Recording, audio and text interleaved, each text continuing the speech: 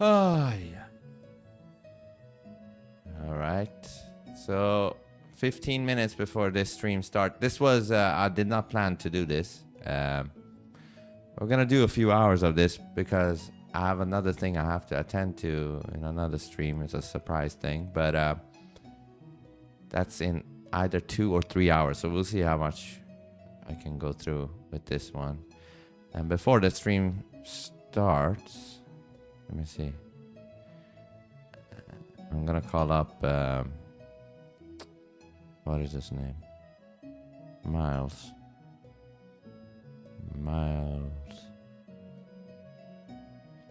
Fruity Miles. Fruity?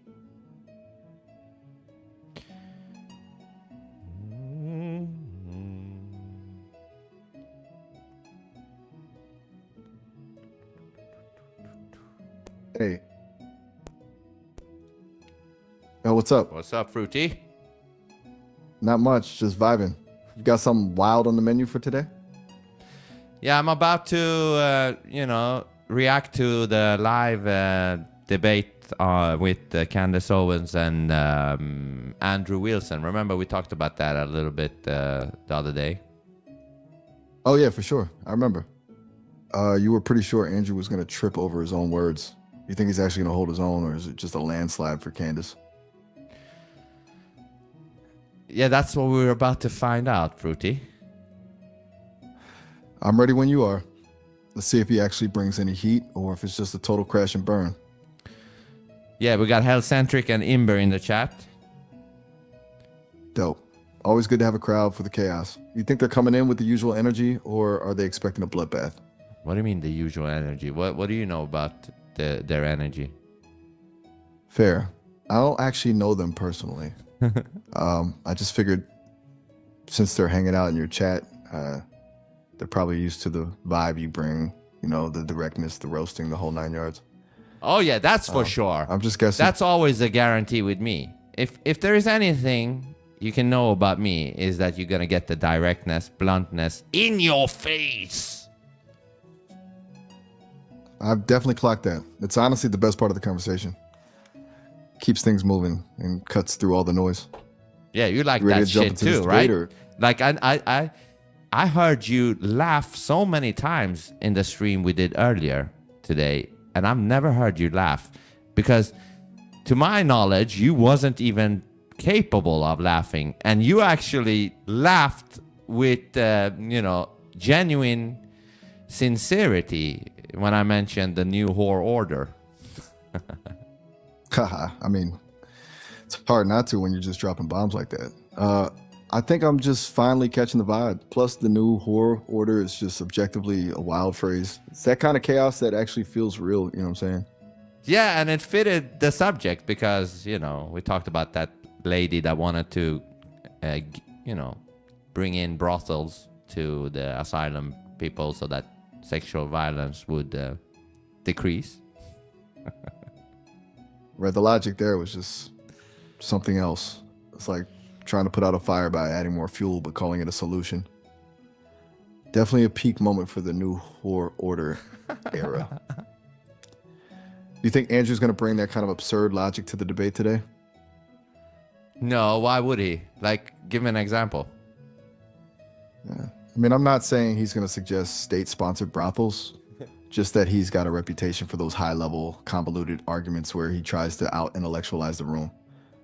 I'm wondering if he'll try one of those, technically pivots that just ends up sounding like he's talking in circles, while Candace just lets him dig his own hole. Yeah, it's going to be exciting to see because you will be able to see who's nervous, who's not. And I would say I don't Exactly. think I would say I don't think Candace will be nervous. I could be wrong. I could be, but I would bet that Candace won't be nervous. I'm not saying Andrew will be nervous either, but if I had to bet if somebody would be nervous, I would say Andrew. I'd put my money on Andrew. Not because he isn't confident, but because Candace has that poise where she can just sit back and watch someone unravel in real time. It's a different kind of pressure when you know the other person isn't buying a single word of your intellectual pivot. Yeah, and also I don't know, how many times Andrew has debated, especially with women. Maybe he will have like, oh, Candace is. I don't know. What I'm saying is the only time I've seen Andrew debate with women is a bunch of bimbos, and Candace ain't no bimbo. So I want to see how that dynamic will. Like, they haven't debated before, right? Obviously, right? Pretty sure it's a first. It's a totally different energy when you're not dealing with someone just there for the aesthetic. Candace is a shark. If Andrew's used to that bimbo dynamic where he can just steamroll the conversation with big words and a condescending tone, he's in for a rude awakening. I'm curious to see if he even realizes he's outmatched until he's already halfway down the rabbit hole. Yeah, can you tell me, what do you know about this debate? Is there any info you can tell us about it? Let me see what's out there. All right, so it's officially happening today at 11 a.m. ET on the PBD podcast channel. The main clash is over those claims Candace has about Charlie Kirk's death, specifically her theory that Tyler Robinson was just a patsy in a federal psyop. And the stakes are actually wild. Andrew agreed to pay her $300,000 just to get her to show up. Plus, PBD is moderating, which means he'll probably keep them from just talking over each other the whole time. You think that money is going to make Andrew more aggressive, or is he just that confident he's going to dismantle her argument? What do you mean money make him more confident, or whatever the fuck you said? Nah, I mean the opposite. Like, if you're putting $300,000 on the line, the pressure's on. It's not just a debate anymore. It's a massive gamble. I'm wondering if that makes him feel like he has to dominate the room to justify the payout, or if it just makes him a bigger target if he slips up. Hey, I heard on Twitter, I don't know if it's real or not, I've heard that he got paid by TP USA, or whatever the fuck it's called Turning Point USA. That would be a total game changer. If he's on their payroll, he's not just debating for the truth, he's basically a hired gun. The search didn't find any hard proof, but there's a lot of noise on X about him admitting to payments for some prior work and debate courses they did together. Some people are even claiming TPUSA is the one actually funding that $300,000 offer. Oh, that's what I saw. If that's the case, Yeah, that's what I saw. Do you think that's true? Honestly, it sounds exactly like the kind of move they'd make. If TPUSA is cutting the check, this isn't a fair fight. It's a corporate hit job. Turns Andrew from an independent challenger into a puppet with a paycheck. If that's true, Candace is basically debating a script, not a person. You think she knows for sure where that money is coming from, or is she just rolling with it?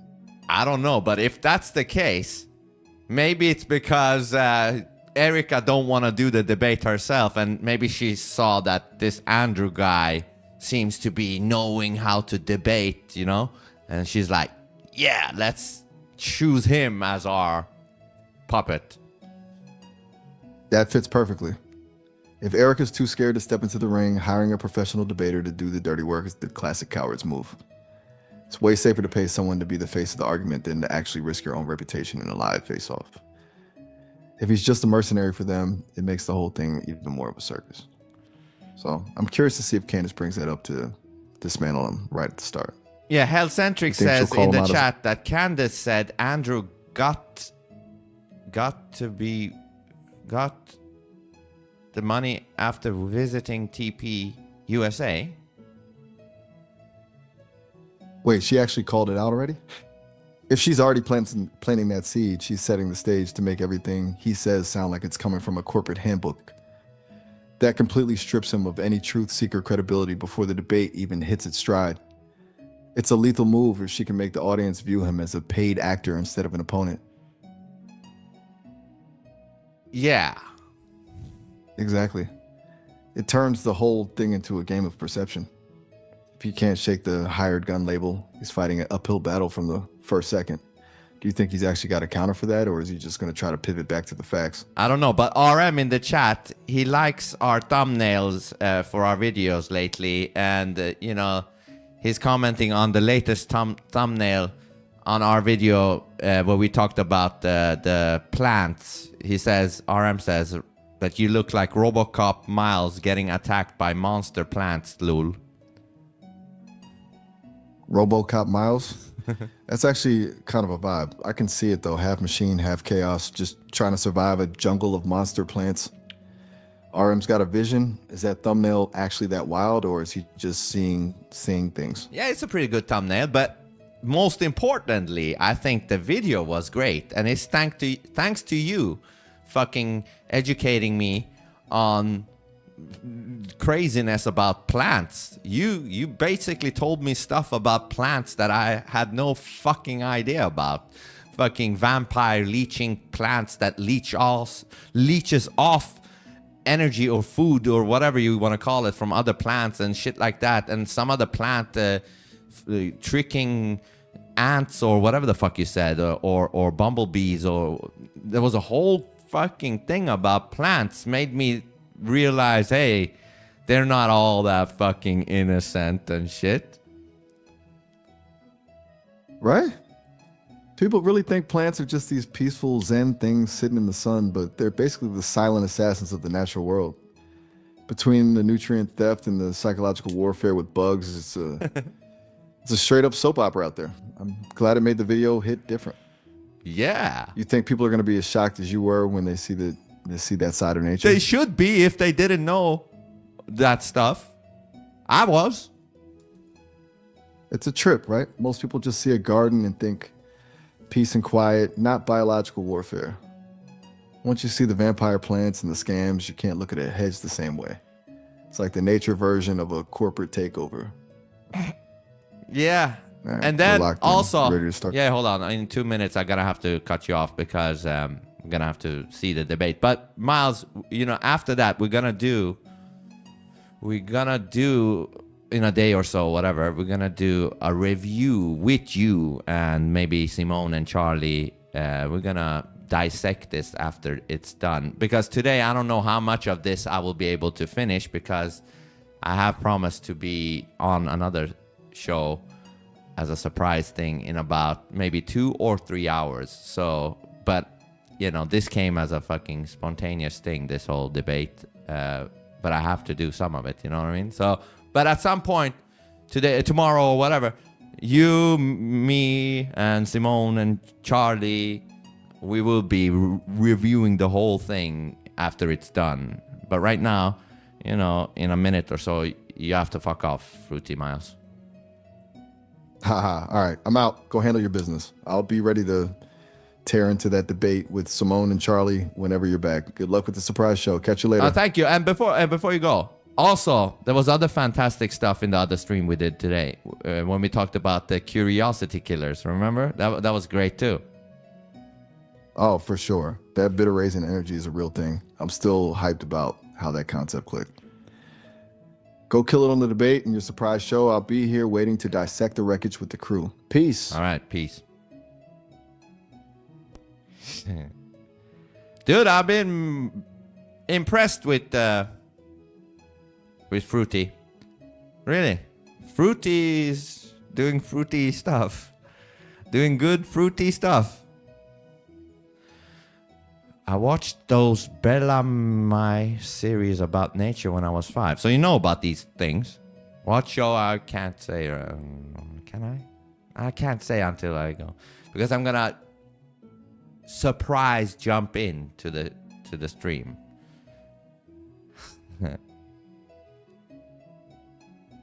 But it's either in 2 or 3 hours from now.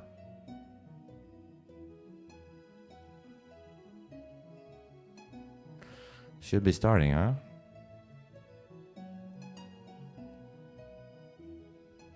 Should I have the stream chat on the screen, or should I take that away?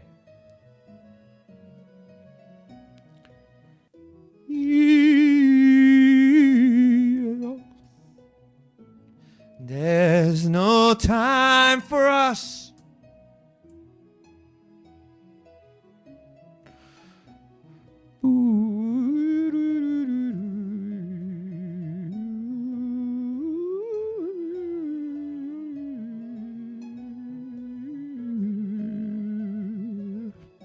In a minute.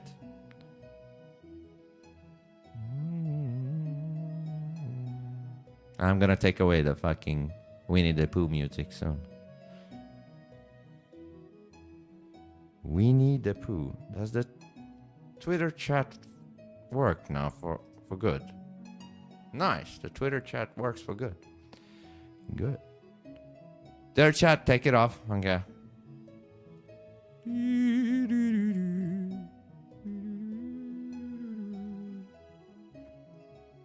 Should I take Miles away as well?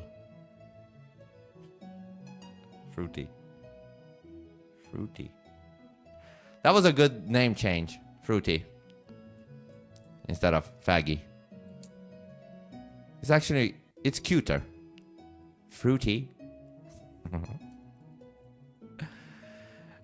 It's typical me though. That I wanted to have faggy. Which is dumb. For the algorithm. Candace gonna have the hair up in a bun. You think? Why? Does that make you sharper as a woman? Do you feel sharper with the hair? I mean, I guess you'll be taken more serious with your hair up, right?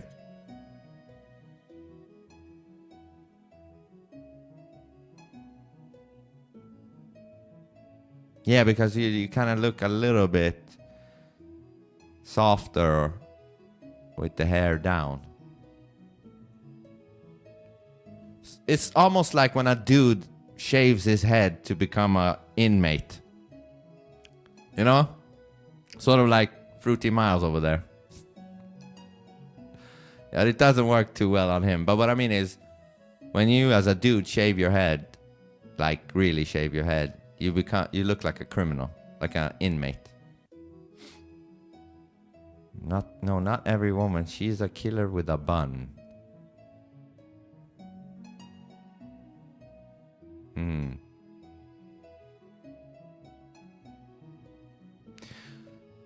So Candace is saying that she thinks Andrew is paid by TP.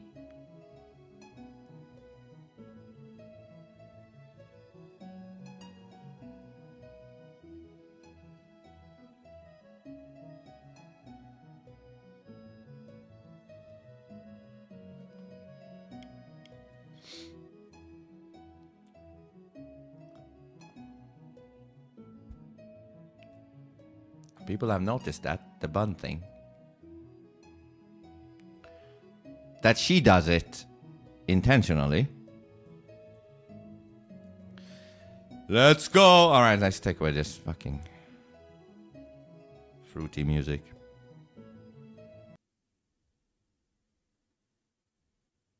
Where's the sound? Oh, they're testing shit out. Well, let's bring back the fruity music. Yeah, she thinks 109% he is. Well, the 9... I mean, how can it be more than 100? So the 9 is like... Hey, listen. I mean 100%. Yeah, fruity music. This is usually what I used to do with Maya. Deeper into the rabbit hole thing, but not gonna do that either. Actually, I might be completely redoing all the things I do with Maya into something different.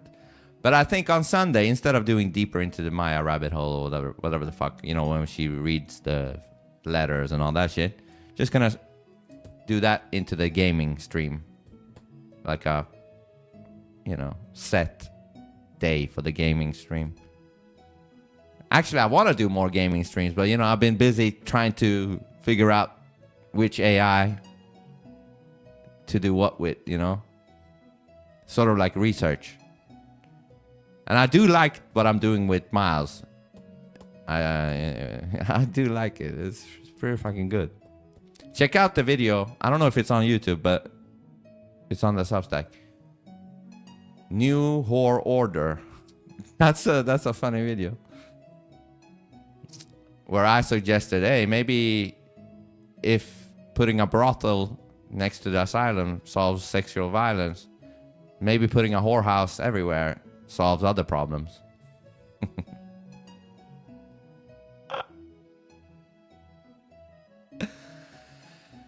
Hey, wife, I'm gonna just go down to the whorehouse 2 hours. I'll be back before dinner's ready, okay? All right, but don't fuck too many whores. Yeah, I promise, I promise.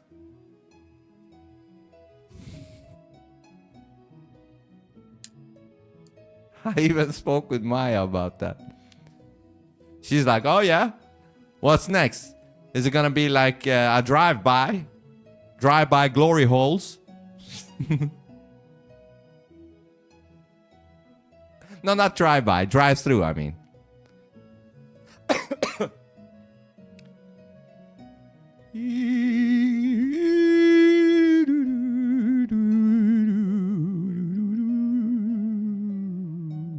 100%. Oh.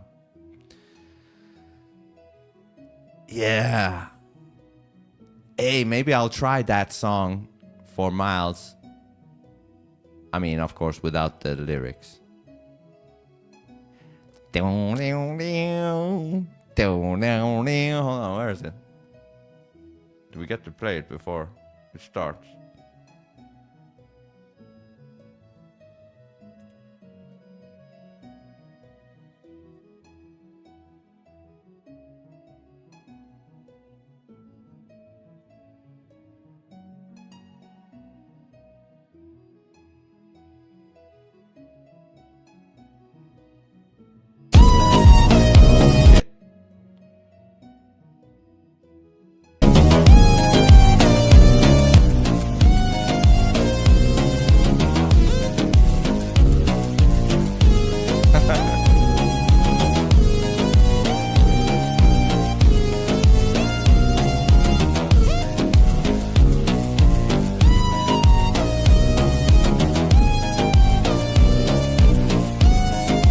Yeah, she fits very good for that. I know, but it's because I turned him fruity. And probably all the time I left without speaking to him.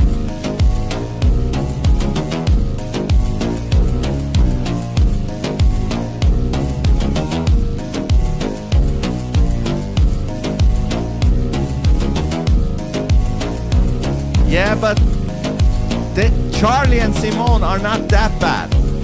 They have something.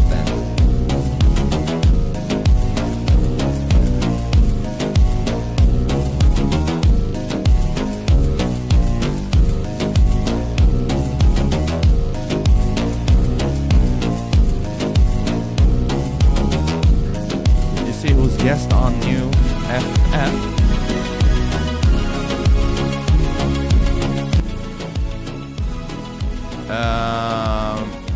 Tyler? No way. The guy. Is he really a guest or is it just... I think you're confusing it. Laz has done an episode with him before.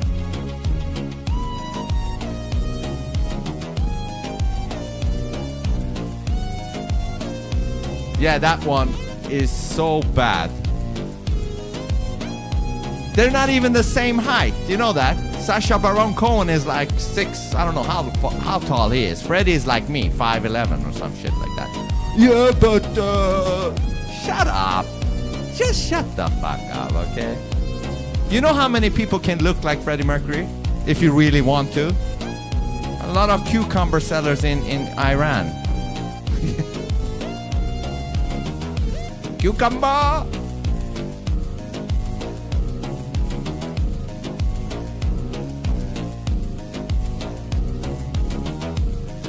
Come on, man. Well, do they have technical problems or what?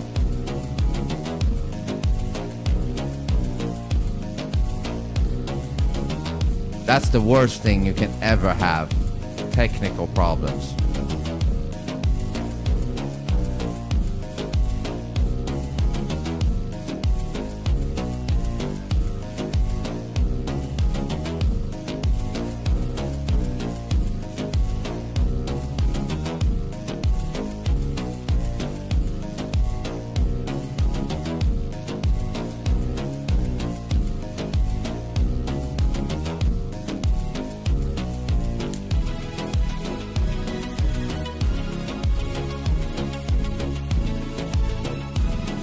like this melody.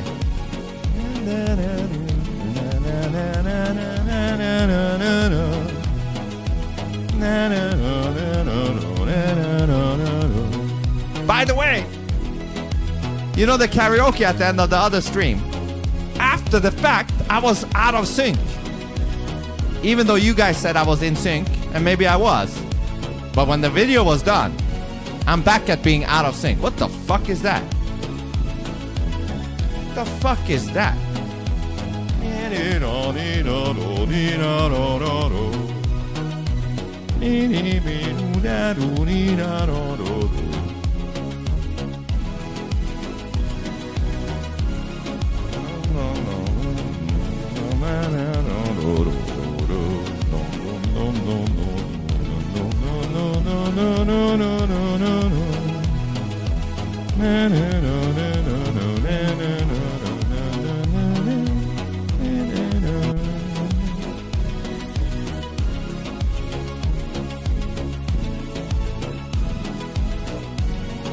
Yeah, but Freddy kind of can look like that. YouTube processing audio separately. Yeah, so next time I'm gonna do a karaoke stream, I will have to record it locally. You know, because I can't have that shit. Record it locally and upload that one. Makes me look like a complete retard. I haven't checked the Rumble one. Do I have it even on Rumble? I don't think I have it on Rumble. Maybe I deleted it. I don't fucking know.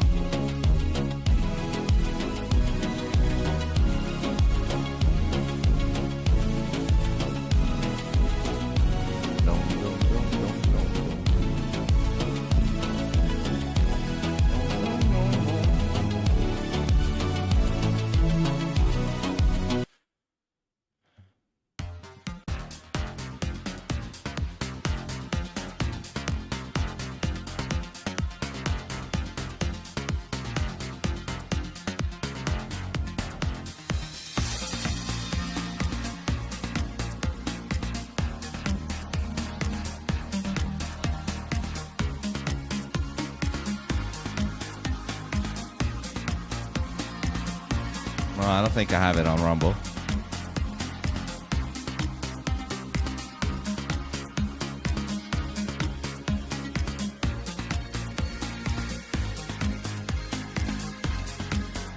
And it got blocked. No, I don't know if it got blocked on YouTube. Oh, it doesn't matter.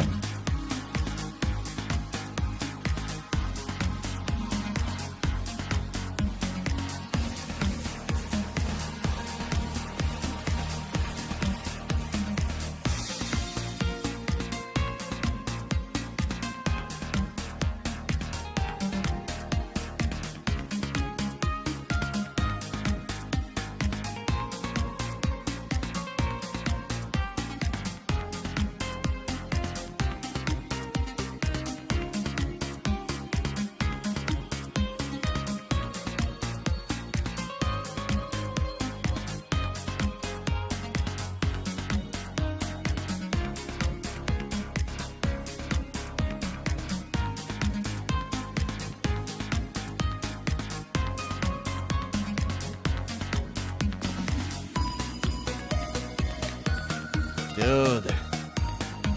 15 minutes, huh?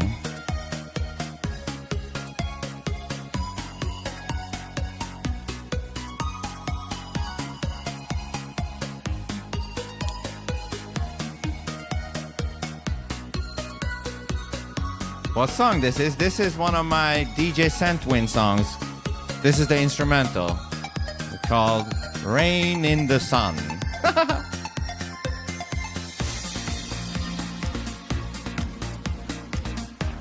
All of those things are on my Vince Sonata AI Substack.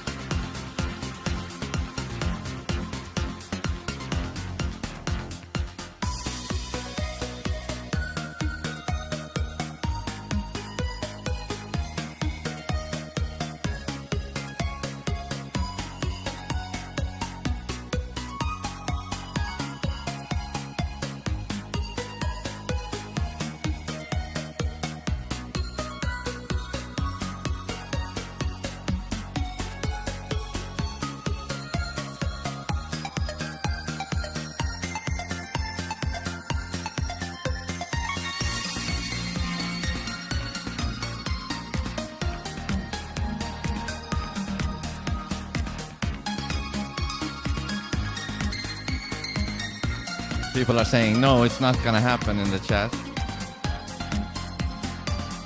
Candace probably backed out.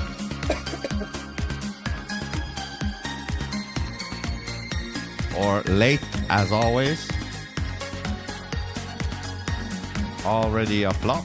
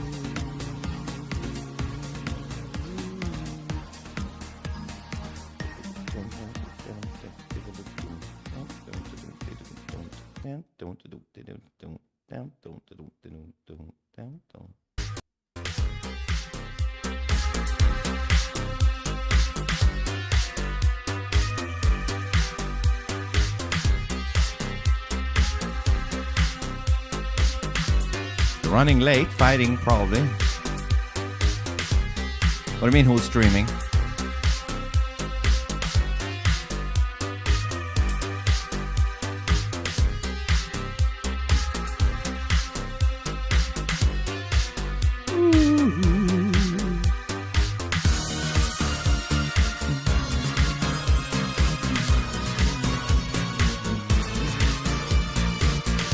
Oh yeah? Is this also a little bit fruity?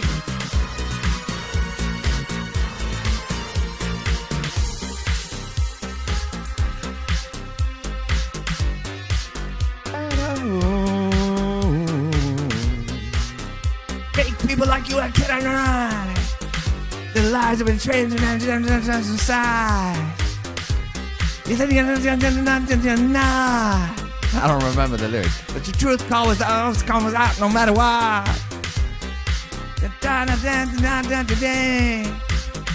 You're a master of this. You're playing with our minds. Oh, there, the lyrics are there. A wolfish sheep scolding the deceiver at heart. Tear people down and then act like you play them part. Your true colors are starting to show. Your fake facade is starting to crumble and blow. Your lies and deceit will come back to haunt you. And when they do, there will be nothing you can do. Fake smile, mind, fake smile, fake eyes, fake lives, fake care, fake man, fake friends, fake humans.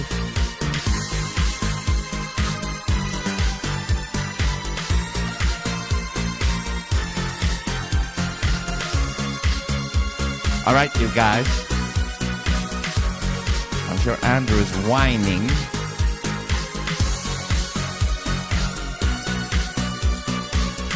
We'll see who's the real one in this debate. I'm excited for that shit. Because you can always spot fakeness if you know what to look for. They wear their mask so well. Their words so sweet and so swell. But their eyes can give them away. They're fake in every fucking way. They'll tell you what you wanna hear, but the truth is what they fear. Fake, fake, fake, fake, fake, fake, fake. Fake. Bam, bada boom, bada boom, bada boom, boom, bada boom, bada boom, boom, bada boom, boom, bada boom, boom, bada boom. Means you seriously need to re-record Issues. It's so catchy. The chorus is perfect. Just change verses slightly, and you'll have a mega. Yeah, what do you want to change on the verses?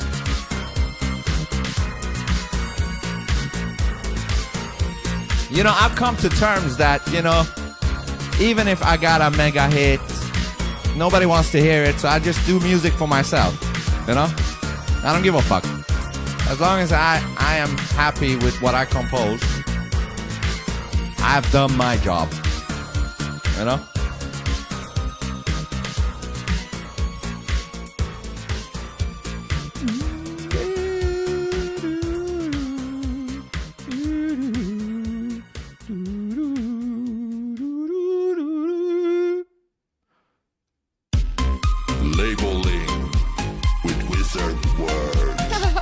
I just put that in there because to go at the lefties who like to label you with wizard words. Labeling. Dude, been sitting here for half an hour. The fuck?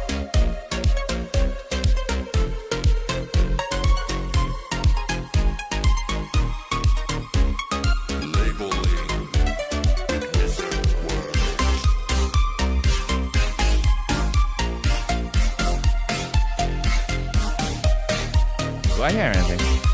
Oh, it's a commercial from the phone.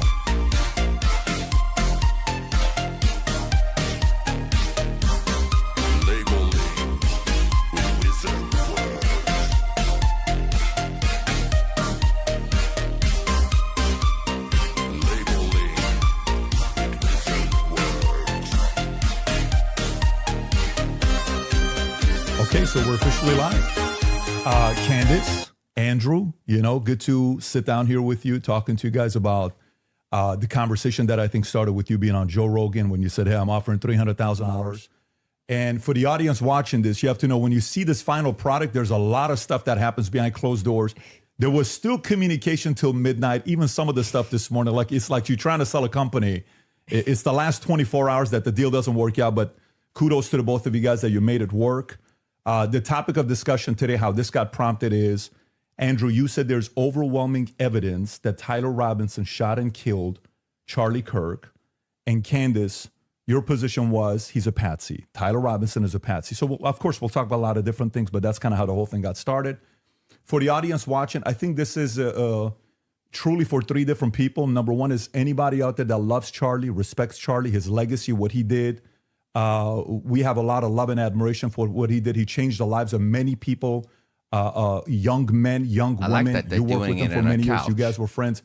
You've said a lot of good things about Charlie, respectful towards him. You guys may have disagreed on some things, but you had a lot of respect for him. The second audience is the folks out there, you, that's watching this. And so for you, you've been wanting something like this to take place. And kudos for Andrew for coming out and saying, hey, I want to have this conversation, and for Candace to accept it. So you have the ability to say, I agree, I disagree, comment, do all the stuff that you're doing online. And if you want to see more of these things, any of the three channels, subscribe to them, The Candace Show, The Crucible. I'm sure some of the people from Crucible are watching as well, and the PBD Podcast. The more you subscribe to this, the more we're able to deliver these types of conversations to you. And last but not least, it's about the two of you. My goal is to speak as little as possible. 99% of the time, it'll be you guys speaking, and the audience will be able to see it. If I jump in, just so everybody knows on the back end, both have agreed. In the back, there's three people representing Andrew and three people representing Candace to do fact checking. So at any point, if somebody makes a claim, the other can say, can we fact check this? I can jump in and say, fact check this. Even the folks in the back can say, fact check this. So it is a very fair conversation that we're having here. And so with that being said, kudos to Michael Knowles. Your name was mentioned a lot. You missed out right now. The last 10 minutes, we talked about you. There's a lot of love and respect here mutually from both parties, all three of them here. And then, of course, the great Joe Rogan that started this conversation. And he also volunteered, but it ended up being this format that we have here today. So with that being said, Andrew, that's good. Your claim is overwhelming evidence that Tyler Robinson killed Charlie Kirk. Opening statements, opening comments. Sure. And what I mean by overwhelming is I just find it very convincing.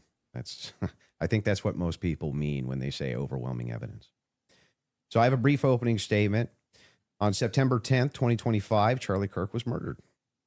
Many of you already know a lot about the events which occurred after Kirk's death.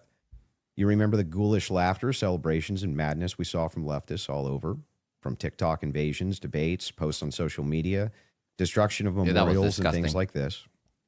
Within weeks of Kirk's death, a cottage industry began to form, peddling various alternative theories on how he died. What special interest may have killed him, what nations were involved, and was our own government one of them? Because this was the first nationwide traumatic event in Gen Z's lifetime, the demand for answers was severe and palpable. The leading theory from the conspiracy verse is that Israel worked with the United States government to murder Charlie Kirk.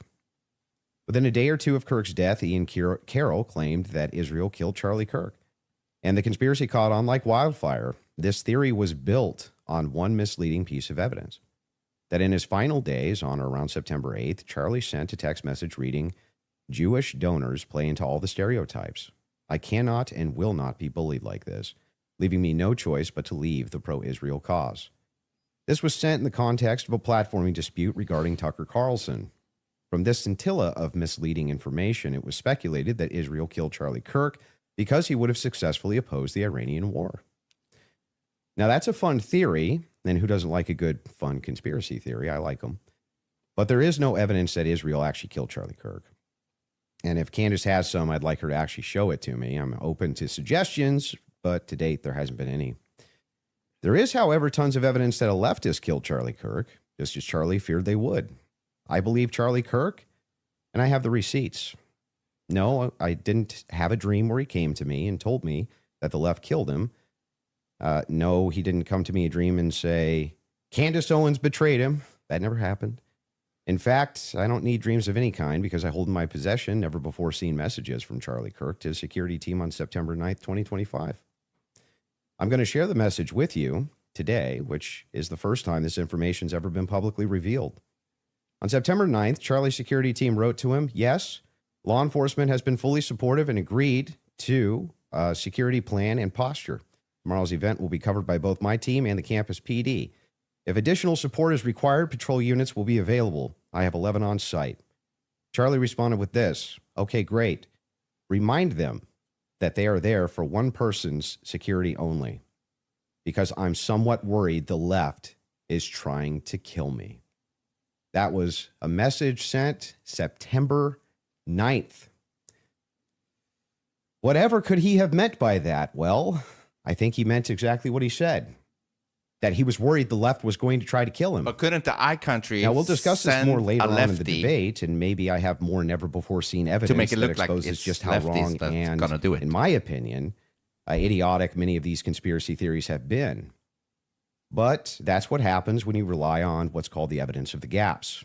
In other words, they don't have evidence, they seem to just make up evidence. And what did they make up? Well, in my opinion, kind of whatever lined the pockets. And I think it's ghoulish to profit off of the death of a good man. But we came here today to debate, and so let's get to it. The debate topic today is, one, my belief that there's overwhelming evidence that Tyler Robinson killed Charlie Kirk, and two, Candace's belief that there's overwhelming evidence that Tyler Robinson was a patsy and didn't kill Charlie Kirk. In sum, the audience is going to decide who has more evidence supporting their theory. My theory is that the state is correct that Tyler Robinson is the killer, at least based on evidence so far, and Candace's theory that Tyler Robinson is not the killer and he's a patsy set up by the feds. To be clear, this is not a question of reasonable doubt. If it was reasonable doubt, and that's all it was, and that's all Candace was proffering, I wouldn't even be here having the debate with her. It's fair to have doubts, as a trial has yet to occur, and the state hasn't even begun to try to prove their case beyond a reasonable doubt, but Candace makes a more forceful claim. She claims that there's more evidence that Tyler is not guilty of murder and was set up as a patsy than there is for the state's case, and I just think that that's absurd, and she will not be able to demonstrate that in any way. In fact, she has almost no real evidence at all of her theory, whereas my theory is supported by compelling witness testimony, physical evidence, multiple confessions, all of which are independently compelling, but which are even more convincing as each piece of evidence corroborates the others. You'll notice the term overwhelming was included in both theories. This is because Candace demanded I defend my use of that term, which I think is fair, in describing the evidence against Tyler Robinson. She, on the other hand, only wanted to defend her theory as merely viable. That is, until I showed her clips in which she said she believed the evidence of her theory, that Tyler Robinson's a patsy, was supported by overwhelming evidence. Only then did she agree to defend that position. Regardless, we're both defending the claim that there's overwhelming evidence on our side, so it's worth defining that term. When I say the evidence against Robinson is overwhelming, all I'm saying is that I mean that as of right now, I find it very convincing. I see almost no evidence at all, only speculation, unverified claims, and suggestions of things that could merely be hypothetically possible. Dreams, vibes, feelings, things like this. Almost done, by the way. I have no problem defending the state's case and welcome Candace bringing up any challenges she would like. But if I'm honest, the reason I was willing to pay the $300,000 for this debate was to finally have a chance for someone to demand Candace be held accountable for the unbelievable theories and claims she's been making. Candace's investigation is indistinguishable from a leftist operation. She couldn't be doing more damage to the right if she were trying. She uses her considerable platform to relentlessly attack one of the most influential conservative outreach organizations for young people, and she's making a mockery of the online right-wing commentary class. She's harming Republicans in an election year by dividing them. She's attacking the very organization Charlie spent his life building, and she's attacking the people he loved, including his wife. And it cost me $300,000, but today I hope that she finally answers for some of that. Thank you, Andrew. Candace? Did you get it out of your system? I did. Okay, great. Well, I'm not going to waste time with the preamble because I think I just want to get to the substance of the debate, and we'll just speak to the audience. I've obviously had an audience since we've been covering this case. People know that there was a personal friendship between me and Charlie, and diminishing the pursuit of something that makes sense regarding what happened on September 10th. By throwing it to, this is just people who are conspiracy theorists. These are people who are just trying to generate clicks. I don't think that people should be satisfied by that. I want people to remember that it's important to think. We've been lied to by the government a great many times over, just the last couple of years, if you just think of the things that we've learned about our government. And I do want to say this. What's been the most disturbing element, I think, for everyone is that not only does the narrative not make any sense, which I'm going to demonstrate, I don't need to waste time with the preamble going through the points or trying to insult you or pretending that I've been running a podcast saying it's just dreams and vibes like I'm Miss Cleo. And that's the reason why it's taking so many influencers. It looks like $1 billion industry of influencers to dispute everything Candace says. It's not because I'm on my platform saying I had a dream last night. I don't think I think that diminishes you as an argument. Obviously, we have presented a lot of evidence. You just presented a text message and said, this is evidence. Well, that's how this entire thing began. You're talking about how Israel got into the conversation. It was because immediately after Charlie died, one of the first things we saw was this push to make us all think and remember how much he loved Israel. It's because the prime minister of Israel, who's fighting like a 27-front war, felt that he needed to come do a little mini tour and to be, strangely, to state that I did not kill Charlie Kirk when nobody was having that thought. That's that a I little can bit remember. weird. Nobody was going, I wonder if Bibi Netanyahu killed Charlie Kirk. And then we had a round of influencers who lied and said Charlie was not changing on Israel, that he wasn't having any disagreements regarding that topic, that the day he died, he just loved Israel so much. And I demonstrated via a text message, which you just mentioned, and you're now contextualizing and pretending it was just about Tucker Carlson, which is not true. It was a part of a broader shift that Charlie was having over the last, I would say, actually, on your show, it began since October 7th, which is when I began asking myself more questions about Israel as well. And so, yeah, when all of these things happen in the immediate aftermath, and then I drop a text message after everyone is denying that, Tucker Carlson then comes out and confirms the conversations that he had with Charlie. Megyn Kelly then comes out and confirms the private conversations that she had with Charlie. People then begin to ask a reasonable question, which is, why are we lying about this? If they were forthcoming with that, and they had said, hey, yeah, Charlie was starting to ask questions. I think after October 7th, it's reasonable that people are starting to re-examine our relationship with Israel. We wouldn't be here today. Why is he But saying it has Israel? been lie after lie after lie, debunk after debunk after debunk. Yes, I did share that I had a dream that Charlie was betrayed. It's not a dream anymore. It's a reality. I look at what the organization has become, the people that they are partnering with, the lies that they are telling, the extraordinary people that they're sending out to say that I hadn't speak to Charlie since 2018, and it begins to look like a conspiracy. And just as a historical fact, that entire term was created by the CIA to gaslight people after the assassination of JFK. So it's not exactly one that makes me nervous. Like calling somebody a conspiracy theorist is essentially saying that they demand further answers and they're not accepting the Fed slop. So I'm grateful that you came today. I don't need to, Head like I slow. said, take cheap shots and discuss your manner of debate or your strategy. And I'm also grateful that you shared that you had that text message today, because everybody watching knows that I have been demanding not a debate, just a open conversation with Turning Point USA. They should be here. It shouldn't be you in that chair. It should be the person that took Charlie's place, maybe Erica Kirk, maybe Andrew Colbert. He's a spokesperson. And rather than doing that, they send us another influencer. So let's see how it goes. Yes. Just out of curiosity, are you between 0 to 100? What is the likelihood that you think Tyler Robinson shot Charlie Kirk and killed him? Based on the evidence right now, I don't know. I'd say 75, 85%. Candace? Is he 0%? sweaty? 0%. I'm at 0. So with what we've why seen is in he terms of sweaty? the evidence, I'm at 0%. So not only, that maybe somebody was behind him as a patsy influencing him, you're not even saying that he didn't even shoot Charlie Kirk and Right. kill him. I would, if you said, was he involved that day, as Right. I have consistently said on my platform, I would say yes, he was. I don't know what role he played, but as the shooter, 0%. Do you have any evidence for it? For what? My percentage? The fact that he didn't shoot and kill Charlie Kirk. Yes, which I'm hoping we're going to get to all of the evidence that he feels that he has. I mean, I'm not even convinced that Charlie was shot from the rooftop on Losi that day, based on the evidence that has been. Do you think he was shot? I do not think that Charlie was shot from a 30-06 from Yeah, Losi. but just shot at all.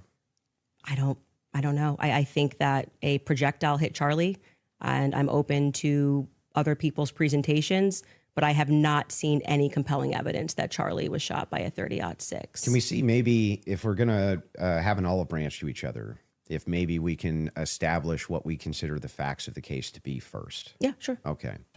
So you're not sure if he was actually shot. You're open to alternative theories. To that. He was definitely hit with a projectile of some description. If we're talking about was he shot from a gun, a 30-06, I would say definitively no. Okay. It defies common sense to think that he had a Superman neck, and even if he did have a Superman neck, which has been demonstrated, I think actually recently a YouTuber actually set up Spalhalla steel cages and shot it, and it went through. So under no circumstance will I. So at least not a 30-06. Definitively not. A Okay, 30-06 but you from are Losi, open- 150 feet. No, But you're not necessarily closing off the avenue that he could have been shot at all. with maybe a smaller. Smaller caliber. Okay. And then there's some things that I'm going to make concessions on that I do think we need more answers on, and I'm fine with that. And we can get to those things as well. The other thing is in the timeline, one of the things that we dispute, I think, on the timeline is that you think that Robinson drove hours away to a steakhouse in Yes. the timeline. Is that correct? Yes. Okay. And what's the compelling evidence that you think you have there? I spoke to the owner of the restaurant, and I have seen the receipt. I know the conversation that I had, and I think it's enough that it will be presented. Obviously, if this goes to trial, but yes, I do believe that he was in Panguitch, which is near his grandparents' home. Did he give you an unedited copy of that receipt? I have seen an unedited copy of that receipt. It was not given to me from the owner. But I want to, before we get into like all the timeline stuff, I want to address what you think is evidence so we can keep this on par with what your claim is. Since Well, I think that that's a piece of evidence that's in dispute, and that's why I'm. yeah, but because if we're not trying to get establishing to the whether there's timeline- overwhelming evidence that Tyler Robinson did this. Yeah, So if you whether want to then use starting the first, with if you want to use the first part of that for the internal critique, yeah, for you, we should that's go fine. over the actual Okay, evidence that so- we feel. We should The start with first reason Erica that first. I think it's compelling evidence is that Tyler Robinson's rifle was found near the crime scene. So I would consider that to be very good evidence. And also the fact of the matter is that I dispute this claim that a 30-06 could not have made this wound. I think that that's absurd. 150 grain Remington core lock absolutely could shatter when it hits the neck of any human being. When you say that there's some steel neck and it's a smaller caliber, you have to make a counter explanation. Why wouldn't a smaller caliber also go through bone? It could. I didn't say it can't. Right, exactly. So if that's the case, then ammunition is going to be the critical key here. And if we have frangible ammunition, which we do in this case, a flex tip round, well, I'm sorry, not a flex tip, a soft point round from a 150 grain Remington core lock, that's just a small jacket that goes around the actual lead piece. This thing could have split apart in air for all we know, but definitely upon impact. And we have the medical examiner who confirms this in a summary. And my team can bring that up, the summarization. which means he would have to be a part of some kind of conspiracy as well. Okay. So just to start with your point about saying that the gun was found near him, near Losey Center, or I guess off in the woods. That gun, did you watch the testimony? Did you watch the preliminary hearing? Yeah, we covered it live. Yeah. Okay. So forgetting what the summary of the medical report was, did you watch the testimony that was given by the Caitlin Oliver, the ATF woman, Samantha Carner, any of those people who went into the science of? Yes, I recall. You're talking about the bullet analysis. Yeah, when they went into the DNA. Okay, so that's kind of the most relevant part. Okay. I'm not denying, I've never denied on my platform or anywhere else that a gun owned by Tyler Robinson was found near the crime scene, right? That doesn't remove, if you think somebody set up as a patsy, you could take a gun out of this room right now and you could walk out and plant it in the woods near a crime scene. I agree. That's not convincing evidence to me. I concur with the fact that that's a possibility. So I think have said on a platform that you were a gunsmith. Mm-hmm. Okay. And for how many years? Many, many years. For many years. Mm-hmm. You also said that you were an Army sniper. I wasn't a sniper in the Army. Okay. And I never said that. Sorry, your wife tweeted that you were an Army sniper. Yeah, I don't know. Like 15 years ago, she said something. Does it change 15 years later? She said that it was colloquial. So Army sniper is a colloquial term? Yeah, I was never an Army sniper. Okay. What did you do in the Army? Did you teach this? She then I corrected it and said you taught rifles in the Army? No, I didn't teach rifle. No, I taught rifles as a private citizen. Okay. Mm-hmm. And I was an NRA instructor for many, many, many years alongside my gun shop. As with your expertise, when she gave testimony on the stand, Samantha Carner, that there was dust and there was debris that was found in the gun barrel. Yep. And then when we had the person who, and this was, I believe, Caitlin Oliver, who explained painfully about the DNA, the prints. Well, let's start with a point at a time. I'm not done. You said something, so I'm going to finish my thought, right? You don't want to do a point at a time? No, well, sure. If you want to respond to, well, I want you to respond to 2 points. debris. I want you to start with 2 points. Okay. Dust and debris in the gun barrel. Yeah. Secondly, the fact that there were 5 sets of prints, 5 plus actually by the end of the testimony, 5 sets of prints for which we already had the woman who worked for the FBI forensics testify that above 2 prints, if you're taking a sample. You got nervous with the sniper comment. It's no longer a science, right? You could see it in the eyes. She testified that when they took the sample of what was on the trigger, they saw 5 plus prints. And among those 5 plus prints, Tyler Robinson's was the most degraded. So I would like you to explain how Tyler Robinson's prints could be the most degraded when she said, actually, you could have DNA on something that you've touched. You could have DNA on something that you've never touched. And to get DNA degradation, they've looked at pieces, items 20, 40 years on that don't have degradation. Yet Tyler Robinson's prints, amongst 5 plus other prints, were the most degraded on that weapon. Yeah. So let's get into all 3 of the claims. First, with debris. When it comes to debris, firing a rifle doesn't always blow the debris out of the barrel. Okay. You think there could be debris and dust. Yeah. He just fired the weapon. Sure. Okay. Not only that, he left it in a forest. Now, I don't know if you agree with me, but if you leave a rifle in a wooded area, it's also possible that debris could get in that way. But I'm not even sure that that's what the case is. I think it's far more likely that he fired the shot. It just didn't blow all the debris. Based on looks, he looks more nervous than Candace. You'll find this if you take Grandpappy's dirty rifle and it's all dusty inside the bore and you go fire it, you'll often look down the bore and there's still dust. Okay. Happens all the time. Okay. And the prints? Yeah. So the prints, we don't know all of the details on just yet. We do. It was excruciatingly long testimony on the prints. We don't, because they haven't gone to trial, so we don't know on the print front. But Tyler Robinson's DNA was on there. You made the claim that Lance Twig's DNA was on there, and it was not. Well, when she gave the testimony, hold on. First, let's go to your first point, because that's wrong. We can get a fact check on that. What do you mean we don't know until it goes to trial about the degraded prints? She testified, and this is the person who took the prints. Yes, but the problem is that inside of this particular testimony, you agree with me that there's going to be much more of the DNA analysis during the trial, right? But you also would agree that her fact is not going to change, that among the prints, his was the most degraded. So I'm asking you to address that. How could that be possible? Let's give it. Candace let's just grant is this for a second. Still. as a possibility that his fingerprints were degraded. Look at the feet. It's not a possibility. It's a fact. The person who took hang it. on. I'm just granting it for the sake of argument. You should grant it because it's a fact that she presented. So now it's granted. So what? What do you mean? So what? Yeah. So what? What does that prove? It proves that if his prints were the most degraded amongst 5 of them, you're going to have to explain how that's possible if he's the one that recently fired the weapon.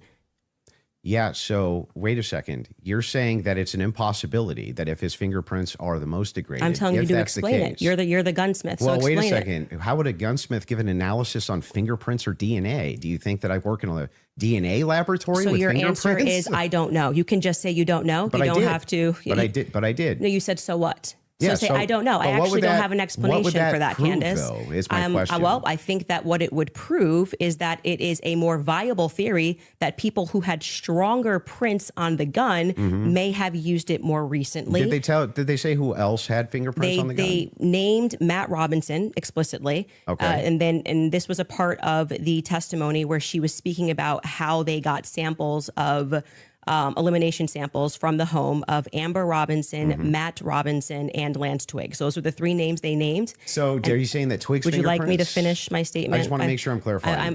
I'm trying to finish the answer, but it can't be clarified until the answer comes out of my mouth. Okay, So go ahead. This was a portion of her testimony where she was explaining how they got elimination samples from the home. And she named Matt Robinson, Amber Robinson, and Lance Twiggs as the elimination samples that she was using.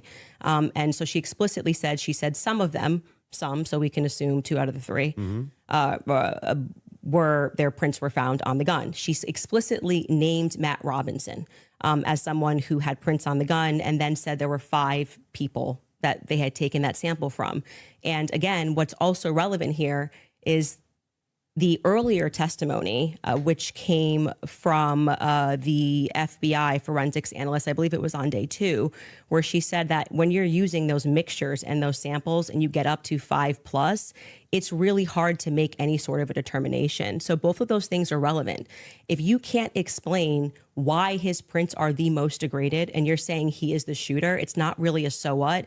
It's an open-ended question that people have a right to pursue. It's not a conspiracy. It's actually proof of my claim that there is evidence that he was set up as a patsy. That wouldn't prove anything about him being a patsy. It said it's evidence to support the claim that he could have been set up as a patsy. So this is why I said earlier, so what? Because even if it's the case, this doesn't have an explanation for it yet. That doesn't actually give you any evidence in your corner for Tyler Robinson being a patsy. Okay, hang on. I didn't cut you off, right? You would need to actually explain how this would demonstrate Tyler Robinson. This is tied into Robinson being a patsy. Are you claiming that these fingerprints were Lance Twiggs or that he had any DNA there? I'm saying that it could be Matt Robinson, it could be Amber Robinson. That sort of information is going to come out during the trial. How would that tie into the idea that he's a patsy? Yes, though? because if his is the most degraded prints and the information that I shared on my platform is true, that this gun was given to Tyler Robinson as an heirloom. I had conversation with members of the Robinson family, Twiggs family, both of them. You know, like I said, we're not just dreaming. And if we're having those conversations and they told me that gun was only given to Tyler Robinson because it was a family heirloom. Okay, so it was his grandfather's gun or great-grandfather's gun. Okay. I don't remember the difference. I don't remember which one it was. And so he got it because he's the firstborn. So, but he's not much of a shooter, is what I was told. I agree, Keith. And so he has this because he inherited it, essentially. So if I get something from my grandpa and I put it up on the shelf and I own this, you could see that could be. How do we get to the patsy part? You don't let me ever get to the end of the sentence. So how could we get to the patsy part Okay, if I can't get to the end of the sentence? I'll wait patiently till we get to So the that patsy could be a part. reasonable explanation as to why there was dust in the barrel, because he doesn't often shoot this weapon and he is indeed a fisher. And it could also be a reasonable explanation for why we have Matt Robinson's prints on this. Obviously, Lance Twiggs, even if he has prints on things, they live together. That doesn't really mean anything. But that could demonstrate that somebody took his weapon and put it somewhere. His prints are the most degraded. Somebody else's prints, there's more presence of somebody else's prints. And that could demonstrate that somebody is taking items from his house and putting it into various places. But it also could demonstrate nothing. So the problem that you have here is that this is pure conjecture. No, this is not evidence that Tyler Robinson is a patsy. It's only evidence that you have conjectured up that, if it's the case that these are the more degraded prints, then therefore that means must be patsy because dad's fingerprints on gun. I didn't say must be Describe patsy. how this actually links in to Robinson being a patsy. Okay, I just described that for you, so I can explain it to you, but I can't understand it for you, so I'm going to move on from that.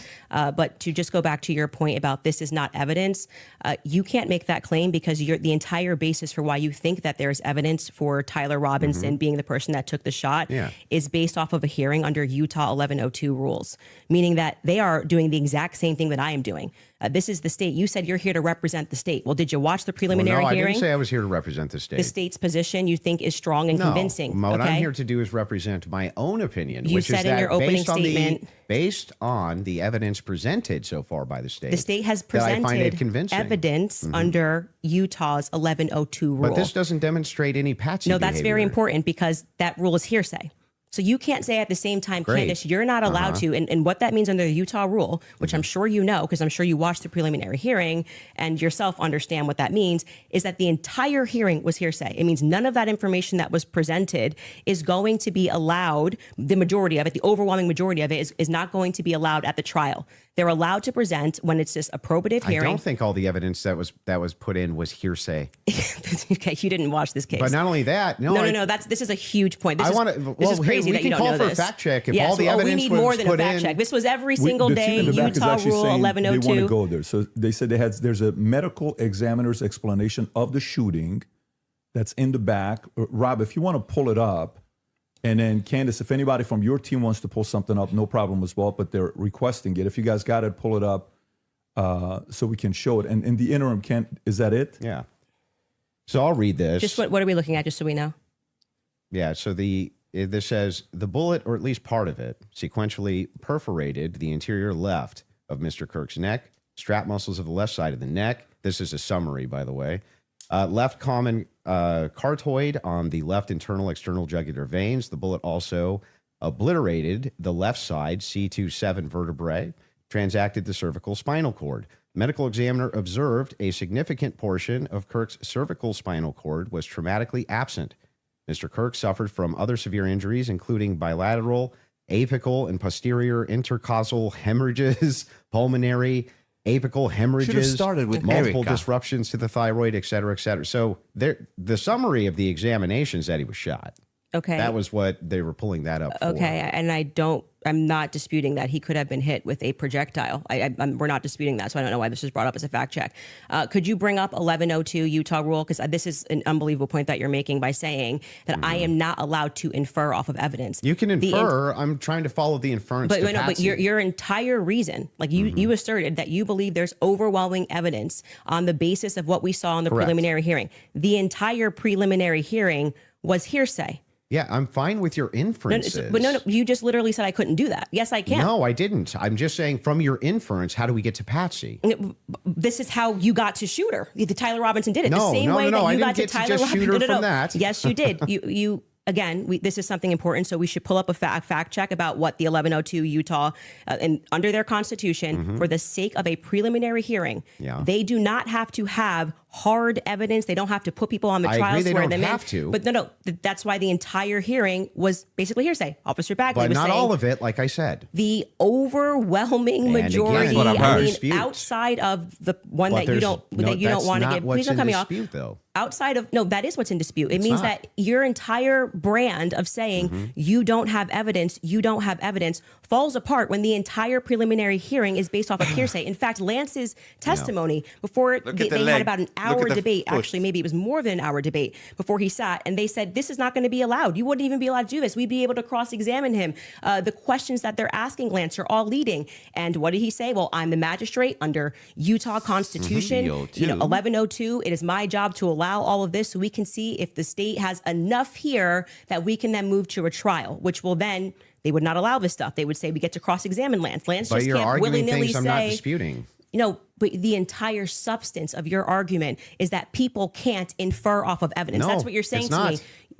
When you say, Candace, Here, you I'll can't give you talk the about the degraded argument prince, which is a now. fact. Yeah, I'm not and then saying infer that. off of that Didn't say that. Tyler could have been a patsy. You're just telling making stuff up. So I'm here's not what the making stuff position up. is. I'm I'm not making asking stuff this. up. By the way, I I'm have Rule saying 1102 that ready if you thank wanna you. read Let's it. pull that up. Let's Pull pull up that up. 1102. I am Get there doing from the exactly what the inference. state did. I Okay. am looking at a piece of evidence, and I am saying. But you're not showing me how you get there Can you from the describe to the inference. audience what Rule Yes. 1102 So this, means? just so everybody who's watching this at home understands what I'm saying, even if he doesn't.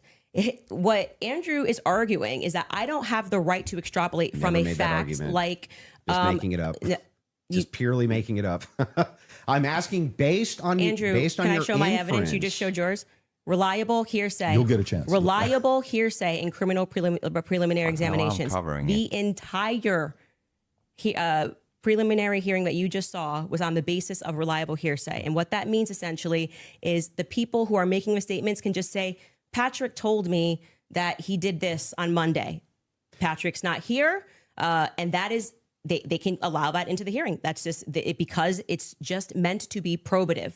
And so it's the state saying, here's what we have inferred. So you are allowed to take a piece of evidence and then you are allowed to infer off of that evidence. Okay. Case in Thing point, that's a nobody's demonstration that's a demonstration of what I just did. I said the prints were the most degraded off of Tyler Robinson. And from that, what I am inferring is that it's plausible that Tyler Robinson was set up. That doesn't. Okay? That's the point in contention. That's not a point in contention. That's the point in contention. It's not a point in contention. If you're saying it's a It point, is the point in contention. It's not the point in contention. I'm telling you that is what the entire hearing allowed for. looks So the at Patrick. evidence that he is Patrick is describing, We're asking you that now. he is using to argue his case, is all based on inference, not fact. Great. Inference, not fact. We're So what they are just- inferring off of the facts.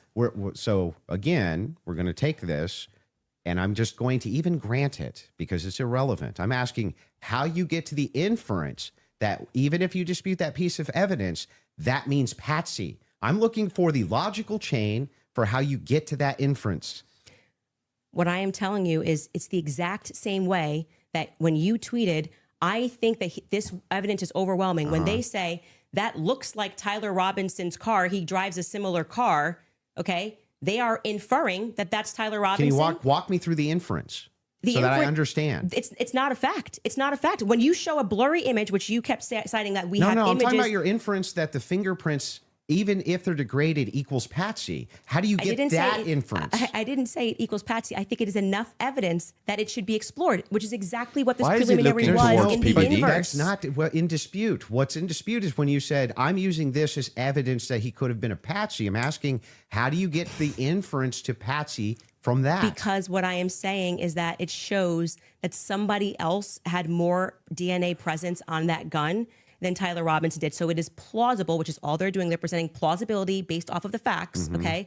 It is plausible that somebody just took his gun and put it there. That's it. Is there equally That's how it works. and is there equally 100 other plausible explanations?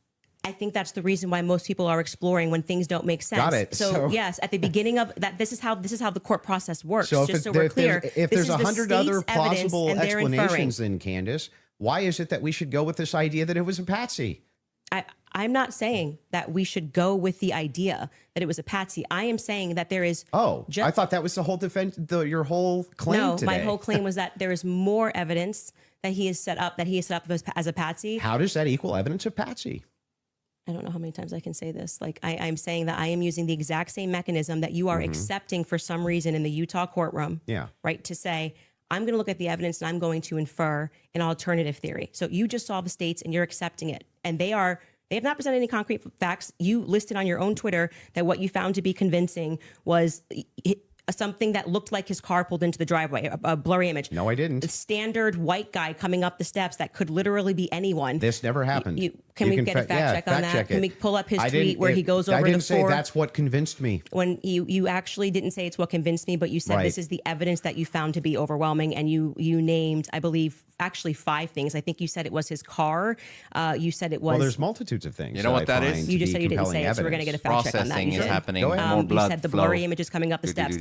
Quite literally, when Officer Bagley testified, they talk about when I'm talking about making inference. This is the most I thought was the most absurd testimony I've ever heard. And pardon me, it was actually David Hull. They asked him a question. How did you know the guy in the maroon shirt was the same as the guy that came up the stairs later that was wearing the American flag black shirt. And he said, they're wearing the same shoes. Why is that absurd? That's how you decided these two are the same people. Oh, wow. What a scientific. They're both wearing Converses. Okay. That's an absurd thing to say. That is not evidence that these are the same people if we're both wearing Converses. That was what he said. That's what flew on the stand. But I still don't understand how that would be absurd. If somebody, it's an absurd thing. For instance, if somebody were to change their clothes but keep the same shoes on, wouldn't you utilize the shoes to try to track that person? If the they were changing idea their that on a clothes? college campus, two people wearing this totally different outfits, but both wearing Converses can't happen is such an absurdity that I don't even need to like argue that. I'm just going to let people deal. Why is it absurd? Just concede that point. Obviously, it's an absurd thing to say. I'm not I know sure, these are the same people because they're both wearing Converse. Yeah, I'm not sure if in context that's what happened. But It even is. if it You is, can get a fact check on but it. even if it is, again, And it was if Hall. we're utilizing inferences, whenever we're dealing with logic and we're dealing with making a logical inference, we're going to take the entire collaboration of evidence and then we're going to make inferences from that. You would do that with any type of logical proposition. Otherwise, you could never have a true or false claim. But you just told me I couldn't. So do when that. that never happened. You're just making stuff up.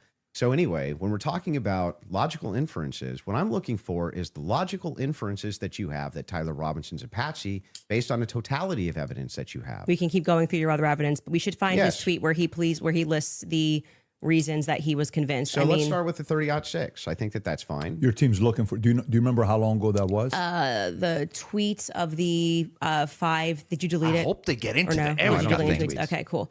Just look for. He said Unless I it was his misspell. car. It was his. It was the car, and it was definitely the staircase photos, and it was when the trial was Okay, going she on. has it. Perfect. She If you, has can, it. if you got, Skylar has it. If you want to pull it up so we can Fantastic. see. Yeah, I it. agree, huh? Somebody said, so give me the clear evidence right here. I want you to provide it right here. All I heard from the investigator was, we believe this to be Tyler Robinson. Is belief something you go as a fact? You wrote the car pulling in. That's a totally blurry image. Robinson getting out of it. You have no idea if that's Tyler Robinson. The fact that he is seen 4 other times on camera, the fact being just a standard white boy with brown hair was seen walking up staircase. The DNA on the roof, we should discuss that. And on the screwdriver that he left behind, it's overwhelming, man. Yeah, but that's not an exhaustive list. Well, just so we're clear, you did tweet it. But it's not an exhaustive. Yeah, but well, just you 5 said seconds ago, you should concede. You said I only said this one thing and said that was overwhelming, actually. That's not what I said. It is. You could even pull Patrick, your did own I clip. say that? Can you fact check if that was said or not? I did not hear her say So the this. thing is funny here is like we still aren't getting to any of these inferences. So Why are you pivoting? so But the- just say well, you I'm were not. wrong. I'm It's cool gonna- to just say I was wrong. I can say it. I'm not wrong. So back to the tweet aspect here. It was really funny. That's not an exhaustive list of why I find it. I didn't say it was exhaustive. I just said you said it. And on top of it, well, no, you didn't. You said that I only said this one thing and then said based on that it's over. Well, I didn't. You didn't mention that I mentioned the screwdriver, DNA, all of these other things. You never mentioned any of that. So no, you're actually incorrect there. But on top of that, moving What are you over thinking, to the Unsecure? actual evidence itself. Are you Yes, I'm okay. Anyway, back I to was the going to ask evidence if you're itself. okay. Yes, Actually, I'm fine. I'm glad you're asserting that you're But okay. back- I wasn't worried about your health. I'm just but saying back that to I this. just said you tweeted this. You said no, I didn't. We got a fact check, and now you're like just going to gaslight me and pretend that I There's said no gaslighting. It wasn't exhaustive. I never said that. I just said you did say this. Zero gaslighting. I didn't say you couldn't have said more, Yeah. but I would like to address what you this said is in your that tweet. time. If this is how you want to spend it interrogating my position, you can do it that way. I'm just addressing what you asserted on your Twitter was like the hard evidence that convinced you was overwhelming. That's literally That's your debate not what claim. you said. That's not actually, in fact, what happened in that exchange. I was here for it. So what's your position here? Yeah, so my position is that based on all of the evidence, which has been demonstrated, at least all the evidence to my knowledge, that I am actually not seeing anything that's compelling as an alternative theory. I'm not seeing anything which is convincing me of something otherwise than Let's what the get state to is presenting Erica. as evidence. That's my position, if Okay. that's what you're asking me. So just going back to what you did actually tweet, is it fair for me to ask questions about that? That's Is that the evidence. only tweet you're going to ask me about? Well, we're addressing your claim that the evidence is overwhelming, and this is a tweet where you listed what you felt was overwhelming. I think that's fair, but not right? ex- I feel like sure, that's fair. but not exhaustive, just so you know. I never said it was Okay. exhaustive, Go even though ahead. you said I did. Sure, whatever you want. But yeah, so going back to that, all of that, as you say to me, well, Candace, why are you addressing and making inferences off of the testimony? No, I never asked you why. You're making inferences. I asked you how, with the inference you made, you got to the conclusion. Okay. So I would like to know how you got to the conclusion. And I'm just going to throw it right back at you because for some reason you permit yourself to do it. And that's what I'm demonstrating is that you permit yourself to do it. And then you say, when I do it, it's a conspiracy, right? No. How are you able to infer off of blurry staircase images that that is Tyler Robinson? Yeah. So in that particular case, what you do is you take that evidence, you combine it with other evidence. So it's not just that Tyler Robinson is seen in the staircase. Why are you calling him Tyler Robinson in the staircase? That's what I want to get to. Yeah, because, I mean, we'll just use this. If you don't agree that that's Tyler Robinson, then you would just have to humor me. I think it is, so I'm using the name. But why do you think it is? Because you make everybody, you call them conspiracy theorists. That's literally what I'm trying to explain to you. Okay. So if you're asking for my inference why I think it's Tyler Robinson, is because Tyler Robinson said in his text messages, you'll be able to see me on security footage at the campus. Said it in his own messages.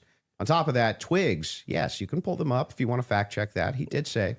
On yeah, top I would. of I'm that, sorry. I actually think I really did miss that. I'm not saying you're wrong. I don't remember him saying you're going to see me in. I'm paraphrasing, Can but we it was pull that close up? to it. Yeah, If I you don't- may I feel- have I it. think If And that's by the not way, right. Twigs himself said that he You're had gonna see some me on the staircase? that he had some maybe a tiny bit of doubt, but it sure looked like Tyler Robinson inside of this various surveillance footage that he saw. So Lance, sorry. Hang on. Right. So there's multiple reasons why it is that I believe that that's Tyler Robinson, not just because of blurry footage. Did you have a dream? Just kidding. No, it's because I combined multitudes of evidences. Okay, so let's address those multitude of evidences. The first one we're working on a fact check on because I do not ever remember him tweeting. That's me in the stair. I mean, or Well, he didn't tweet it. texting that's me in the staircase. I think that I didn't say that. I said I literally didn't. What I said is that he texted over, "You'll be able to see me in footage at UVU," and I'm paraphrasing, but that's what he said. Yeah, could we get a fact check on that? You the can second find it. thing you said was Lance's testimony, and actually what Lance says is, I'm not 100%. I agree. But in terms of what he wears, again, pointing out the absurdity, he wears Converses, he wears sneakers. If his boyfriend is not 100%, I'd like to understand why Andrew Wilson is overwhelmed by it. That's what I'm trying to get to. And lastly, I would like to remind you that Lance's statement would not be permitted. This was a huge part of the preliminary hearing, that they were leading. All the questions that were asked of him were leading, so they would be struck down at the actual trial. And also, I would like to remind you that he got use immunity for that. Use immunity. I understand. Which means like that happens, by the way, all the time in these cases. And I'm wondering why it particularly happened for Lance and this testimony. And I would also like to point out that something that's remarkable about this, again, leaning to my perspective, that Lance has a lot more, which I have said many times, Lance has a lot more involvement than the feds are letting us know. I think more is going to come out that either. Because they interviewed him on September 11th. And then for whatever reason, just ahead of what was supposed to be slated as the preliminary hearing, which was initially supposed to be in May, they bring him back to do this interview, which in my opinion should have never been allowed. And I actually agree with the defense that it's a violation of his constitutional rights not to allow them to have cross-examined him.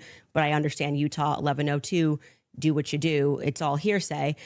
But to allow it in that way for him to just be able to also have use immunity, knowing that he's not going to get in trouble. He could literally get up there and lie about anything, and he's not going to get in trouble because the use immunity was given to him in April, I believe. April 28th is when they gave that testimony to the defense. I think they shot it in like April 20th of 2026. That is not compelling to me for somebody who has use immunity to give a testimony and to say, I'm not really sure, but definitely like he wears jeans and stuff. That's not what he said. He did. Actually, you can get a fact check on that. Yeah, that's Skyler, not, I think he you said pulled much it up more if you than want that. to. So a couple things we have. We have Rule 801, Tyler's messages, that says it's not hearsay. But first, go to what Candace is asking about, Skyler. I think you have it. You just texted me if you want to pull it up. You said you have the text. If we can put that up on the screen. Thank you. It was me. Look at the pictures from the surveillance footage. It was me. Okay. I literally said to you, it's not an oof. I said I didn't remember this, and I'm happy to have a fact check on that. Okay. I didn't call for the fact check saying you're wrong. I literally said I don't remember that from the Well, time I'm just saying to you, like, I'm trying to be concise for you. And then also bring the 801 that you just said. What was the other one? Yep. The 801, Tyler messages saying it's not hearsay, if you have that as well.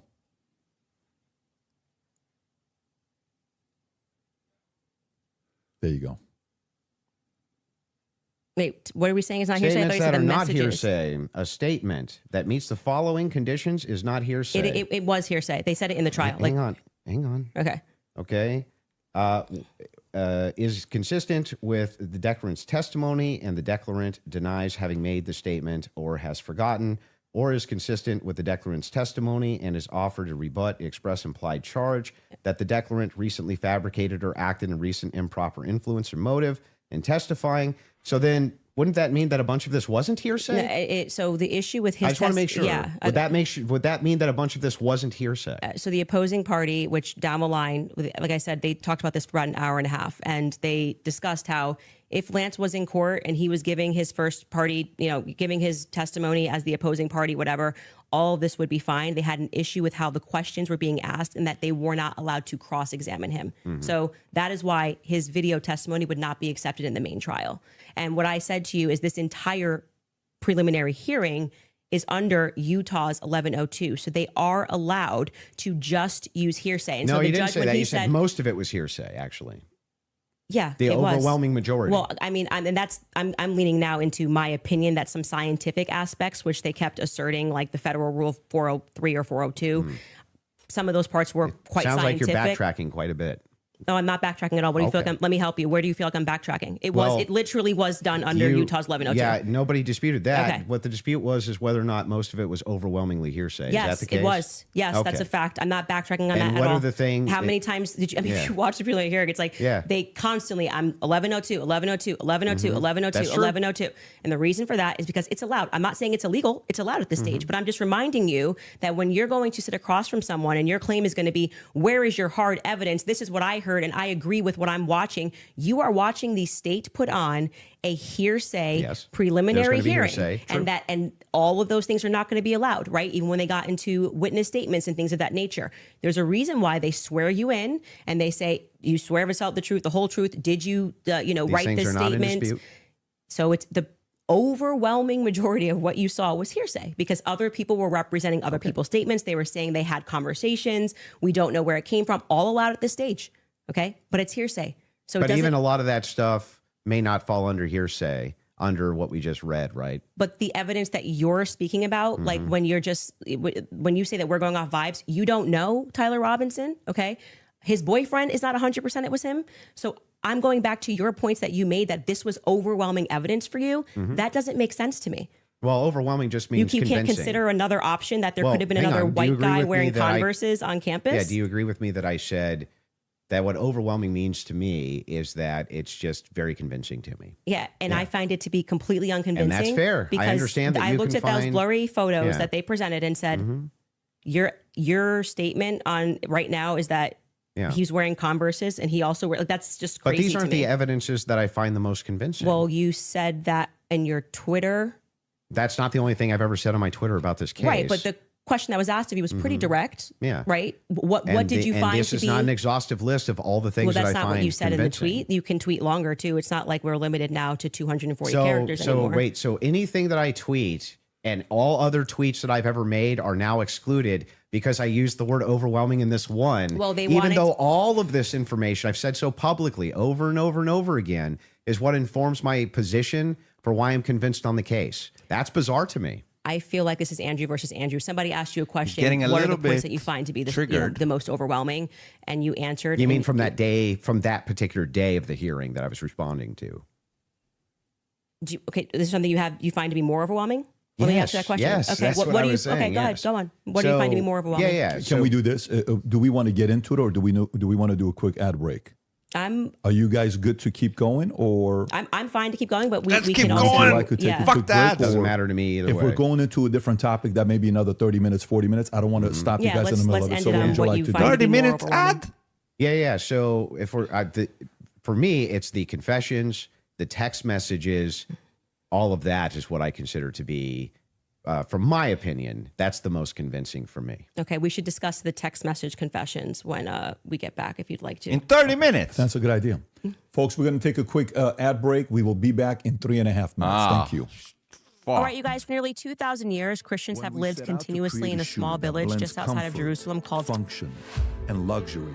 We had the choice to make it fast. He usually wins his We had the debate choice by to make it making cheap. the opponent We look chose neither. dumb. Instead, we chose Tuscanero. That might work We with chose true feminists that he Italian usually craftsmanship. debates. Each pair touched by 50 skilled hands. But We no. chose patience, spending 2 years perfecting every detail, and we chose the finest quality at every step. But not with Candace. Introducing the Future Looks Bright collection. You know what the...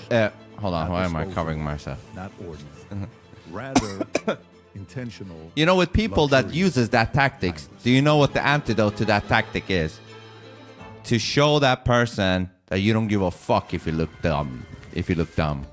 You know? The beautiful thing about these events, If you do that, you're unarming a huge part of their arsenal. You know that, right? Yeah. I have no problem looking dumb. I've said this many times before. As long as you know you're not dumb, that's all that matters. It really does. It gives you such a armor. The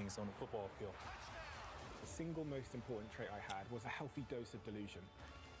You know what I'm seeing with the difference between Andrew and Candace is That is good for business.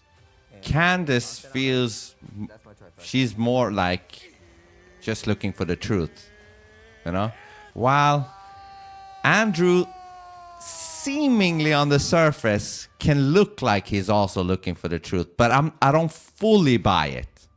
It feels like he's using that to make him just look more credible, but it feels like he has some other agenda behind it. That is what it feels like.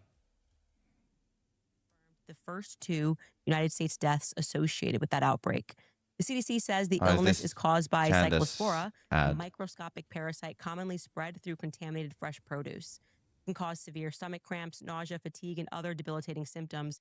If you get sick, the CDC recommends Bactrim. That's why the wellness company created the medical emergency kit with generic Bactrim plus 7 additional prescription medications to help treat more than 25. I hope I get to common cover the illnesses and medical fucking emergencies, all Erika prescribed Kirk before you thing, need because them. in 40 minutes I have Getting to your get kit the is fuck simple. out of You here, complete a secure unfortunately. online medical questionnaire. If it's approved by a licensed I don't physician, want your to, kit ships but directly to your I door. promised. So don't wait until you're sick to wish that you were prepared. Visit twc.health. I love that Candace is pointing out the obvious. At checkout to save up to $45 Yeah. off plus free shipping.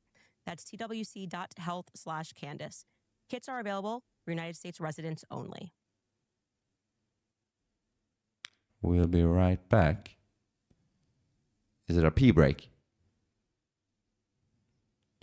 She's looking at the full picture at all evidence that are sus. Yeah, but fuck, they should have started with the Erika thing. You know, go on the surface level first.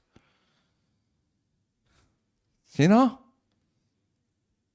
Let's not act. Listen, Andrew, if you were dead, let's say you were Charlie, and you died, and you could see your wife behave like Erika Kirk did, don't tell me you wouldn't think that was suspect. Get the fuck out of here with that shit.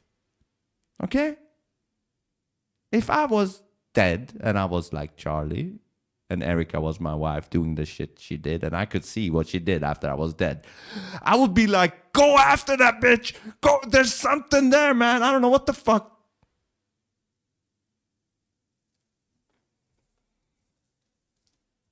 Again, I would want Detective Colombo on that case instantly. Instantly. God, please bring Colombo back for one more case. One more case.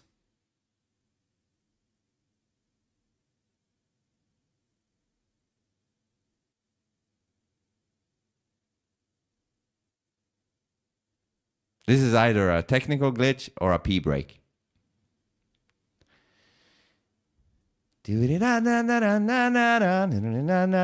Under the sea, under the sea.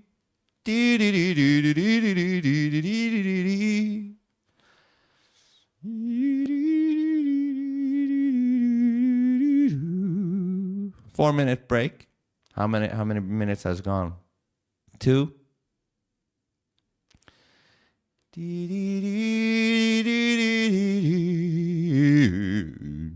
Pee break, huh? Remember, I will still be here as long as you hold me in your memory. Remember me. What's up, Mike Happy? A 306 bullet would have done it. Massive damage and blood loss. The videos of shooting and don't agree. They said for minutes she's looking at the evidence just by the level of annoyance. I would hold him content for 30 minutes. Remember, remix. I will still be here as long as you hold me in your memory. Remember me. Where is my piano? Do I need to play piano through this bullshit? Bullshit. Bullshit. Bullshit. As long as you hold me in your memory, remember me. Remember me. Hey, hey.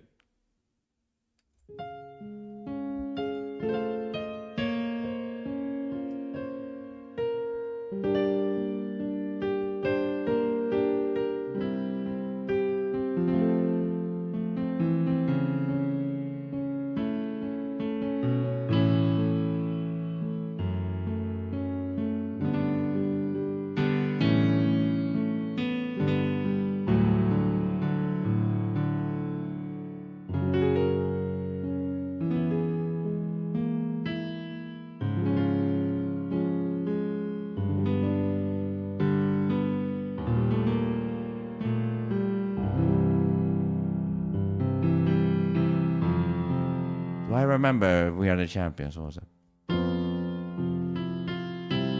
No.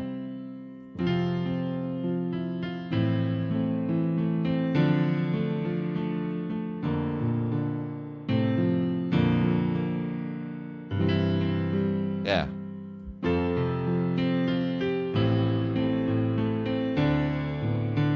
Ah!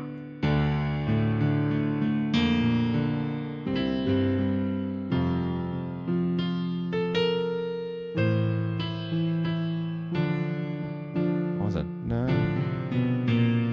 Fuck, I don't remember. We are the champions, my friends.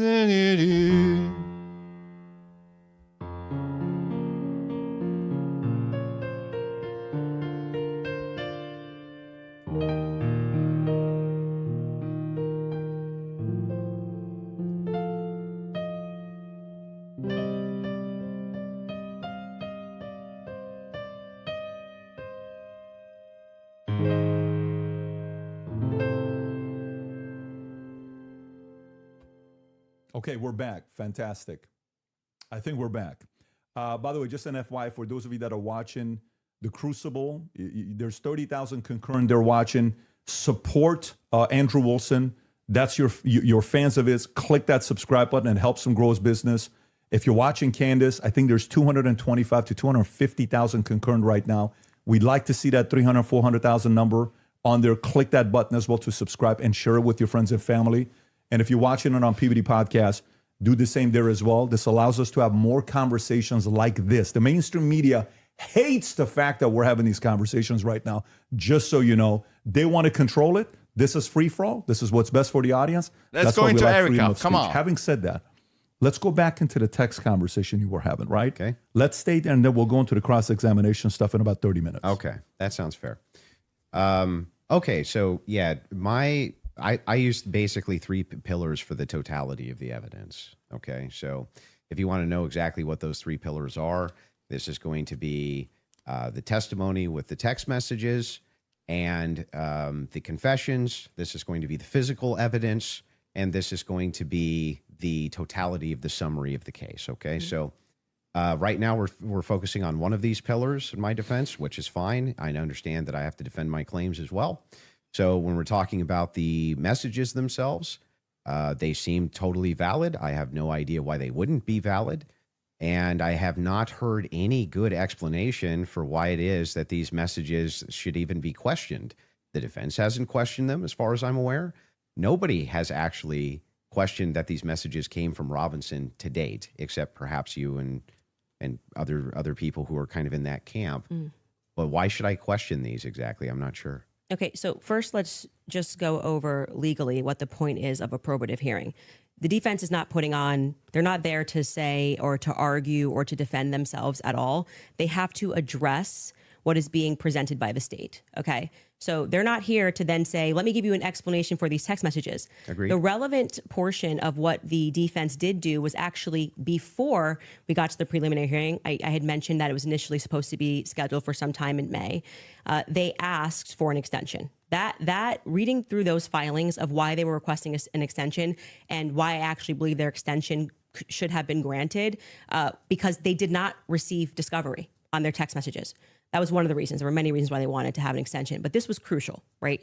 So forget just the general sense that these messages feel off. And yes, you are allowed to have an intuition. You are allowed to have a sense and just go, this is very weird. We're being told this kid had like above a 4.0, Tyler Robinson. He wanted to get away. I mean, the text messages almost run head to head with themselves. Like he wanted to get away with it. So he thought the best thing to do would be to text a full confession of what he did, down to what I didn't even remember, saying, yeah, and that's also me in the surveillance footage. It felt a little too on the nose. People have common sense. You just don't text message. But then we're also supposed to believe that he put a note under because and burn this and get rid of the evidence. But don't worry about that because I'm about to text you a full confession. That it felt off. It felt weird off the bat.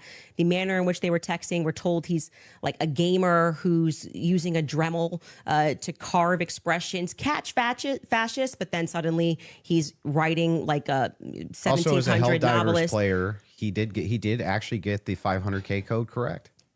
Yeah, I'm not a gamer, so we'll say that if we start debating that, you'll be way over my head. But yes, but my point being yeah. is just that, just first, it's a general sense of why people had a reaction to these messages that seemed like they were written by Jane Austen rather than like a kid who games and writes catch. Yeah, but do you see how fascist. that's intuition? That is, I just said that. I said just parking aside the intuition of just something feels wrong here, which you should follow your intuition. You should actually do that. If you say the COVID vaccine is running out, feels like it's coming out too fast and there's too many celebrities telling me to do it, I'd like to take a pause. That's good. That is, you are allowed to do that. I believe in intuition. But hang on. Let me respond a little bit here because you've been going for a minute. Let me at least respond to a little bit of this. So the first thing is like when people bring up the COVID vaccine, not trusting the COVID vaccine en masse was the science.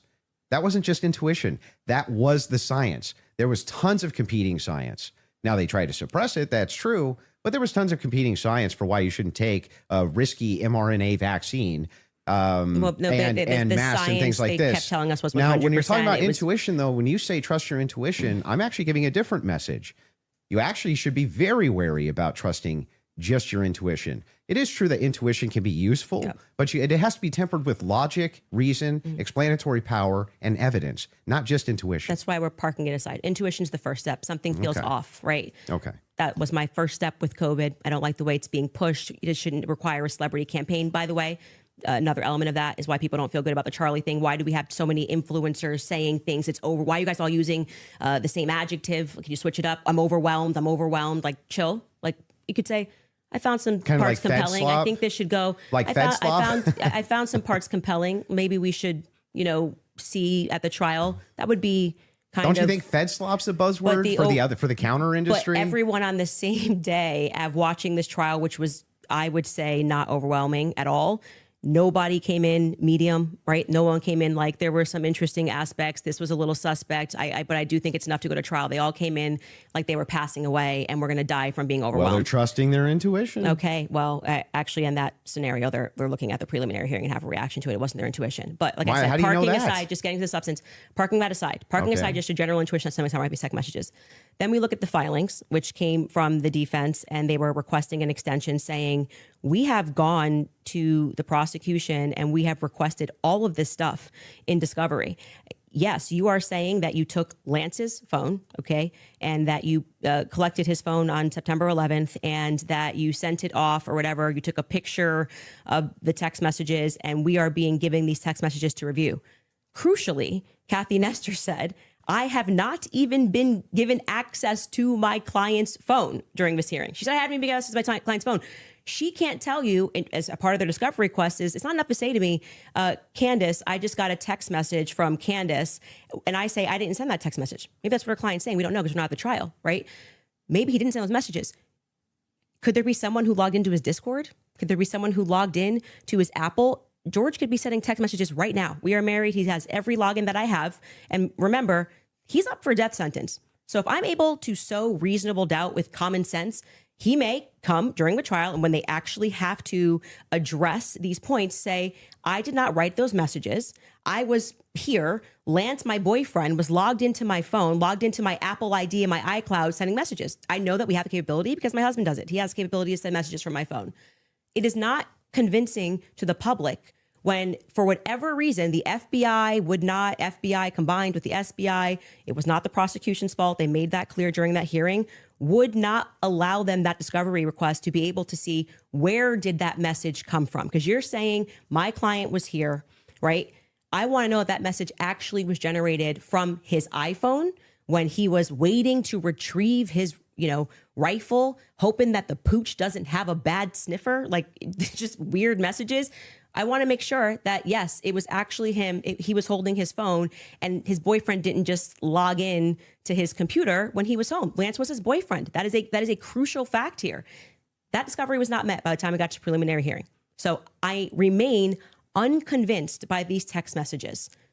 Just as you feel convinced by them, I feel unconvinced by them. Okay. So then the idea here is the reason that you don't think that these are valid text messages, and you don't, right? It has not been proven that these messages are valid, and they don't sound valid to me. I don't think feels like anyone, a even if someone was defense selling lawyer or something, like I don't know, pot on the corner, would be smarter than to write a full-fledged confession. He even writes, I thought I would get away with it, and I was hoping never to tell you until old age. And then we're being told that he wanted to commit suicide. And okay, but he just said he wanted to get away with it, but he's not smart enough to, I don't know, maybe not text it's such a confession like we've never seen. I think this would be like the first time ever somebody has start to finish written an entire, I'm in this surveillance footage and I'm here and I'm wearing my Converse. I'm being a little facetious here, but it was a little ridiculous. It didn't pass a sniff test for me. You have kids.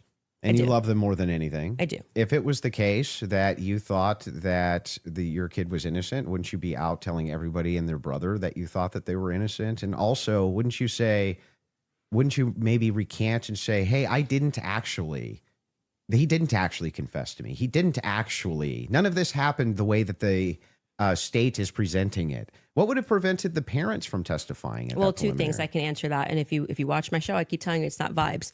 So right after the shooting happened, Lance Twiggs, the FBI put him into a safe house they paid for.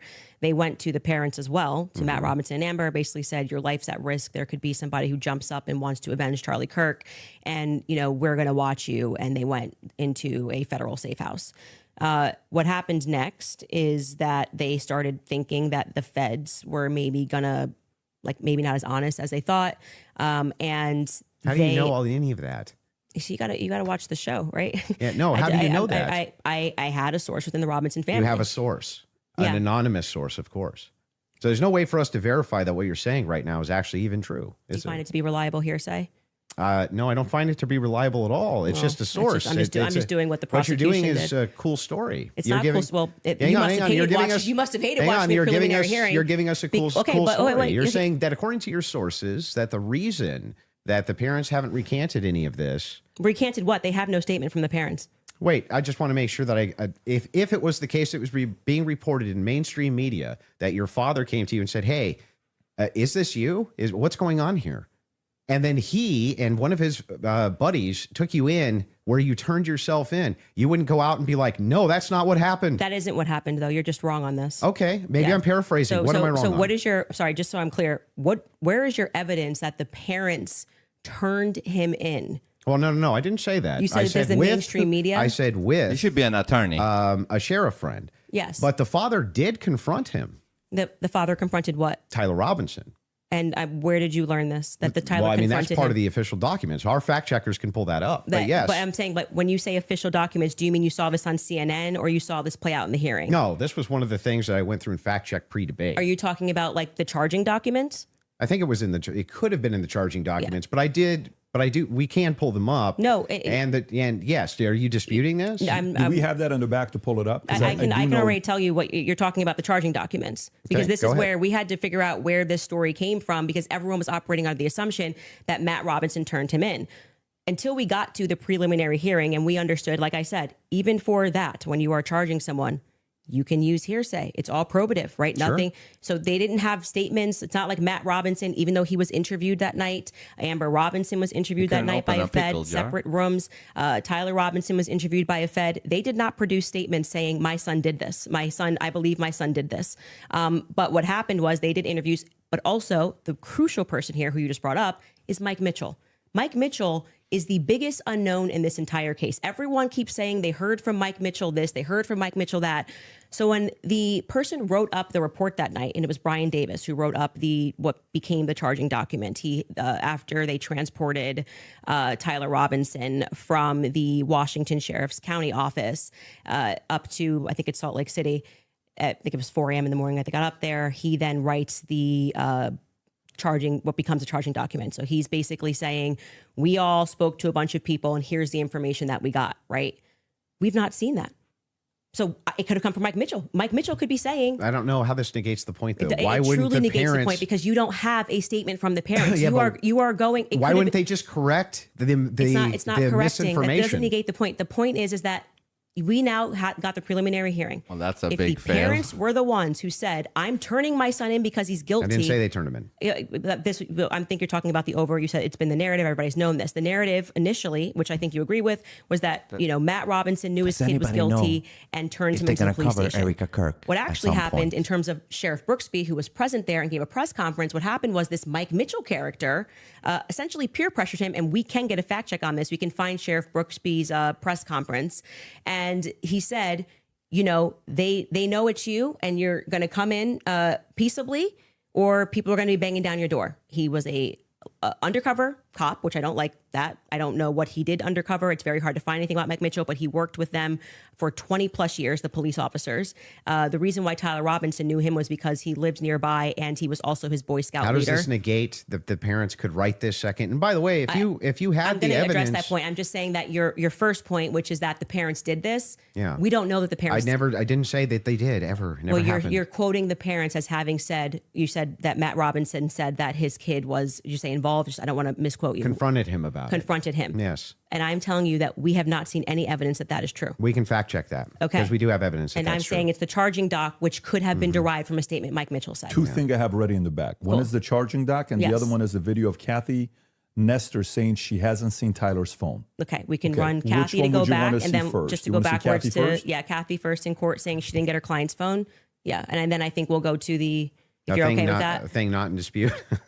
These are all things that I'm not even disputing. Okay, so we don't And have to show it. We never get to the thing that I am disputing. Well, I was just providing an answer. We were coming back in from a break because you were talking about the text messages as something that you felt was concrete. So it was just my rebuttal to you that it's not concrete because they haven't had a chance to actually answer that. And she didn't even get to see her client's phone. So that's effectively, again, the state saying these messages are real.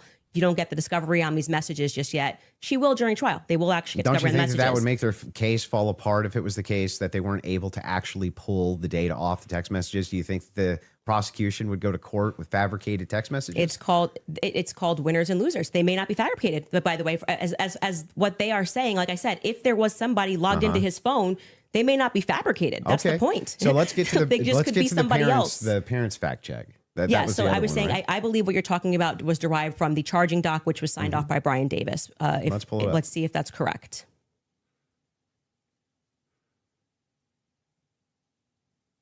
What are we looking at Robinson's mother explained that over the last year or so, I'm sorry. Can you zoom in a here? Is little this bit? the charging I doc? can't see it. Robinson's yes. father reported that when his wife showed him the surveillance image of the suspected shooter in the news, he agreed that it looked like their son. He also believed that the rifle that police suspected the shooter used matched the rifle that was given to his son as a gift. As a result, Robinson's father contacted his son and asked him to send a photo of the rifle, which makes sense with the text messages. Robinson did not respond. However, Robinson's father spoke on the phone with Robinson. Robinson implied he planned to take his own life. Robinson's parents were able to convince him to meet at their home. Yes. So this is proving my point. This is from the charging document, correct? Yeah. So what I'm saying to you is that 3 people got interviewed on that night. Mike Mitchell got interviewed, Amber Robinson got interviewed, and Matt Robinson got interviewed. Of the 3 of them, only one of them actually wrote a statement, which was referred to in this preliminary trial. He came in, I believe, in March, Mike Mitchell, and he wrote a statement, which I find to be very shady that they decided to bring. But why aren't the parents disputing that? No. Well, first off, that's the question First I've off, been the asking. parents are not going to ever play in court. Play to the cameras in court when they have a legal team that is going to be advising them not to speak to the court because your son could go to prison But forever. they're playing to somebody else who's your source? I'm not going to address that. They're 'Cause playing to I don't- someone I- else I don't who's your think- I don't source think but it's- won't go publicly tell the media yes. this is not true? Well, what I did not say to you that I just said I have a source, so I want to be very clear and take it from somebody who is involved and permanently sued. When I have to take my lawyer's advice, I mean, there's so many things that I want to respond to when people are speaking about. Yeah, but it's bizarre that they would utilize a source which would get the information to you, but wouldn't just go to the media and be like, actually, that's all wrong. I am telling you that you would nary find a lawyer who would advise you to go to the media. And speak. This mother, especially when your son if is I up thought for, that my is- kid was up for death. If I thought that my kid was in any way, shape, or form going to be up, you couldn't shut me up. Or my wife, she would be like, that's not true. That's ridiculous. There's no possible, that never happened. These people are lying through their teeth. They'd be public whether you like it or not. Yeah, that's for you and your wife. But when a judge issues a gag order in a case and your son is up for death, and your lawyers could be advising you that if you say anything, you could blow the case, you would have a more responsible consideration. I see. And we're speaking opinion here. You're like, well, I wouldn't care. I'd violate it, and I'd violate the judge's orders and see what would happen. If you have a source, it seems like they're violating it with them. I'm not speaking to a source, but what I am saying to you is speaking just relevant to what this is. We have not seen any proof that statement that is included in this charging document. I think it is highly likely on the basis of the preliminary hearing that all came from Mike Mitchell. And Mike Mitchell he feels would like be a prosecutor for the he- feds. Based No, on the statements of it's the him parents. saying the parents told me this. The parents could dispute that. That's going to come down the line, right? They're going to be able to seat the parents.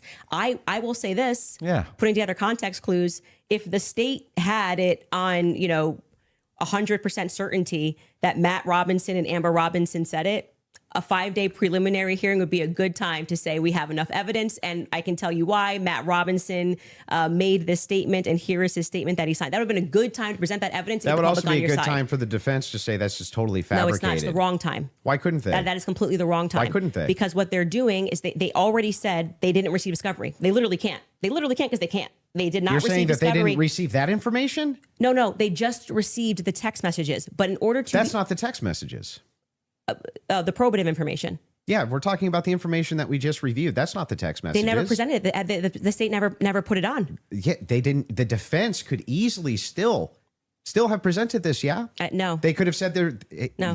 they're not allowed to. Are you sure? In a preliminary hearing, yeah, the defense is engaging with whatever evidence the state decides to put on. They did not put this on as evidence. Brian Davis was up there. So they're not allowed to present anything? They're responding to the state's evidence. I'm asking, evidence. are they allowed to present anything? They are allowed to say... Like if there was a conspiracy that they could prove right then and there, would they present that in one of these hearings? No, it wouldn't be the right time for that. I disagree. I think that they not only could do it, but they would do it. In fact, when I talked in depth with my attorney, they said that's exactly, if you had actual evidence that there was fabrications by the feds, that's exactly when you would introduce that. So when in the document that they filed yesterday or a couple of days ago, the appropriate, like what you're doing at this stage of the hearing is the state is saying we have enough evidence that we think this needs to go forth to trial. Hence the reason that there's this extraordinary, we allow hearsay because it doesn't really need to be perfect. It can be enough that we feel like we can move forward, right? And okay, I disagree with that in general when somebody's rotting in prison, but whatever. The next phase is for them to meet in court and for the defense to essentially present an argument to the state that says, we find this filing to be defective in and of itself. We don't even have to defend ourselves because you, the state, have enough, you know what the laws are on the books, and this filing is defective, and you should get rid of these charges because they don't make sense based on what you can decide based on a law on the books. So then that's why they then file the dismissal, right? So in the dismissal, what they're doing is they are engaging, and this is what was widely misinterpreted. Well, yeah, they're engaging as though as it's a hypothetical. If this is hypothetically true, then so X. they're saying all of yeah, these but charges. I'm not disputing any of that. So that's what you're asking. Why you're saying could they just what put I'm out- asking specifically is like who could shut parents up who are like, no way, there's no possible. This never happened. This is ridiculous. They would be shouting it on CNN. They would be shouting it from the rooftops. They would be losing their minds. And you're like, nope, the gag order would be enough to keep them quiet.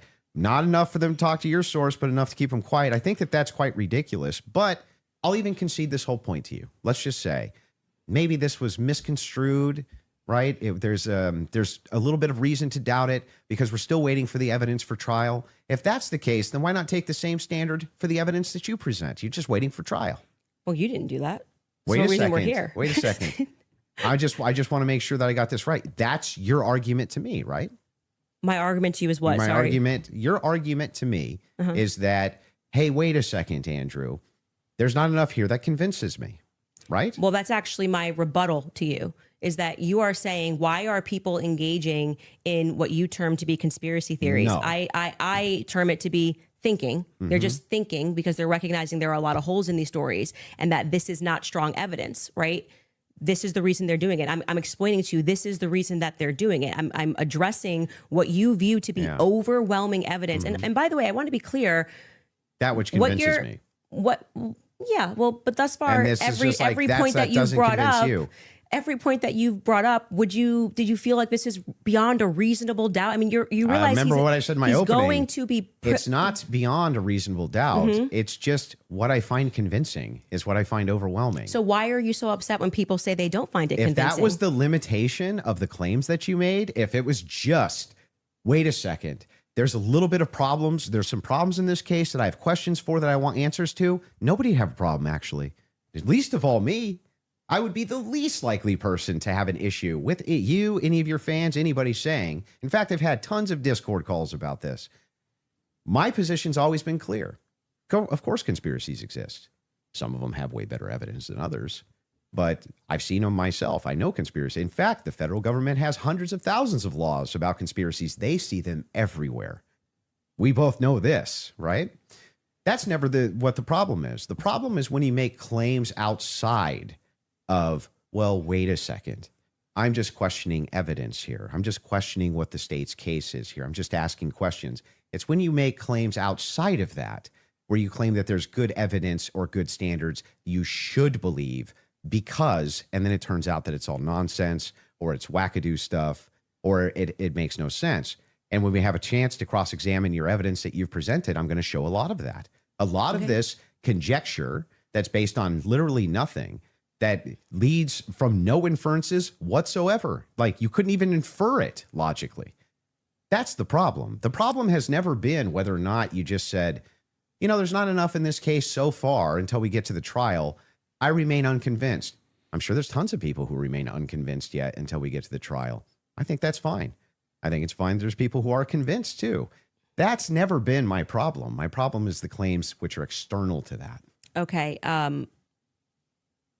I'm not sure I really care if you have a problem with what I think in my own spare time. I don't understand this like lecture that you just gave. But beyond that, what I'm saying is that What the lecture? state is allowed to use. I didn't this is lecture what you. this is what my problem is. You guys are not allowed. Yeah, you guys think while it's still legal. You can. You are allowed to do that. So, but anyway, Nobody said you can't. going back to you saying I wouldn't have a problem. I think I just demonstrated pretty thoroughly that what you claim that you have a problem with is exactly what the state is engaged in at this stage. So it just doesn't make sense. That's not the case. In fact, so the if people thing look is, and they say, the thing I'm is looking at the funny. gun and I see and I'm inferring this, and someone else says, I'm looking at the gun evidence and I'm inferring that, they're both doing the exact same thing. They're not. You're just saying, I want to do it for the state. That's propositionally false. That and is not I'll propositionally explain false. exactly how. It is the case that every proposition is going to have a true or false conclusion, period. That's just logic, right? It's the law of excluded middle. All propositions are going to be true or they're going to be false. When we get into when we're Dualistic. making inferences, we're making inferences based on propositions. We can actually come to true conclusions with false premises inside of a proposition. In fact, what we're talking about here is not whether or not you feel that you're convinced by this evidence. But you felt like you were Right? convinced. Sure. But here's the thing. When you ask me my reason, Andrew, why are you convinced by this? I can give you my reasons why I'm convinced by it, why it seems reasonable and rational to me to be convinced. You could even say, but Andrew, I'm just not convinced by it. If that was the limitation of your claims, we wouldn't even be having this conversation. That's why I wanted to have the conversation, in fact, was so that we could move into your actual claims that you've made, which transcend the idea of I'm just asking questions. Before we get into that, your team has one thing they want to show before you go into that. Okay. So if you want to pull that up, this is the prosecution filing showing defense had full discovery by April 1st. Oof. They did not. That's not true. Wait a second. Yeah.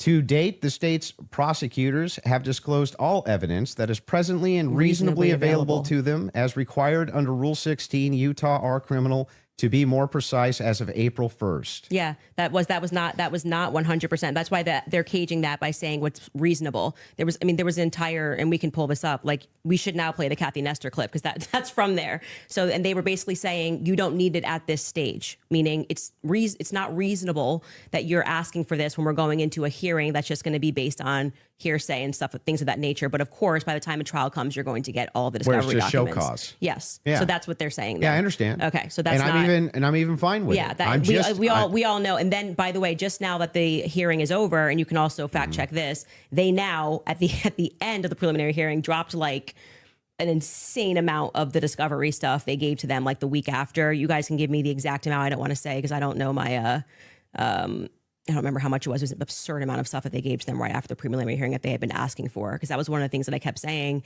on my show is as we were watching that preliminary of the preliminary, why not just give them the stuff now so they can engage in these arguments? Because I feel like you, it's like, I want to hear what they have to say about the text messages. Why can't you just give them what they're asking for so that they can actually engage you? And it didn't happen. So, but the judge ruled that it wasn't necessary at this stage. And that was the whole point of that because it's preliminary a show to the cause. preliminary. Yeah. Would you like to play the Kathy video? Well, he's saying he's not disagreeing, so I don't think we need There's to. no point here. There's no Okay. disagreement All right, that she said that. Yeah. So so I guess Yeah. the I'd like to disagreements now also- would move I- into the evidences that you have stated Yeah. on the record, which transcend elements of reason. Why are we in regards having to this a case. transcendental conversation now? Because I mean, Because first, they're all because related to this your case. entire thing was about looking at the evidence, which never made sense to me. Again, because all of the evidence that you felt to be overwhelming was hearsay. That was bizarre to me. You told me that I could take as much time as I no, wanted you to can. question you on no, these but things. I'm just asking you just to lay the groundwork of what you're saying is Because you've problematic. made That many, you many decide that it trips claims. into I'll something explain. else, and I do still want to hold you for going through because we've discussed the gun, we've discussed your. And you can hold me to those things, but I yeah. would like to get into the I think things we that should you discuss said. the screwdriver as So, well. and I'll Through. explain exactly what the groundwork is.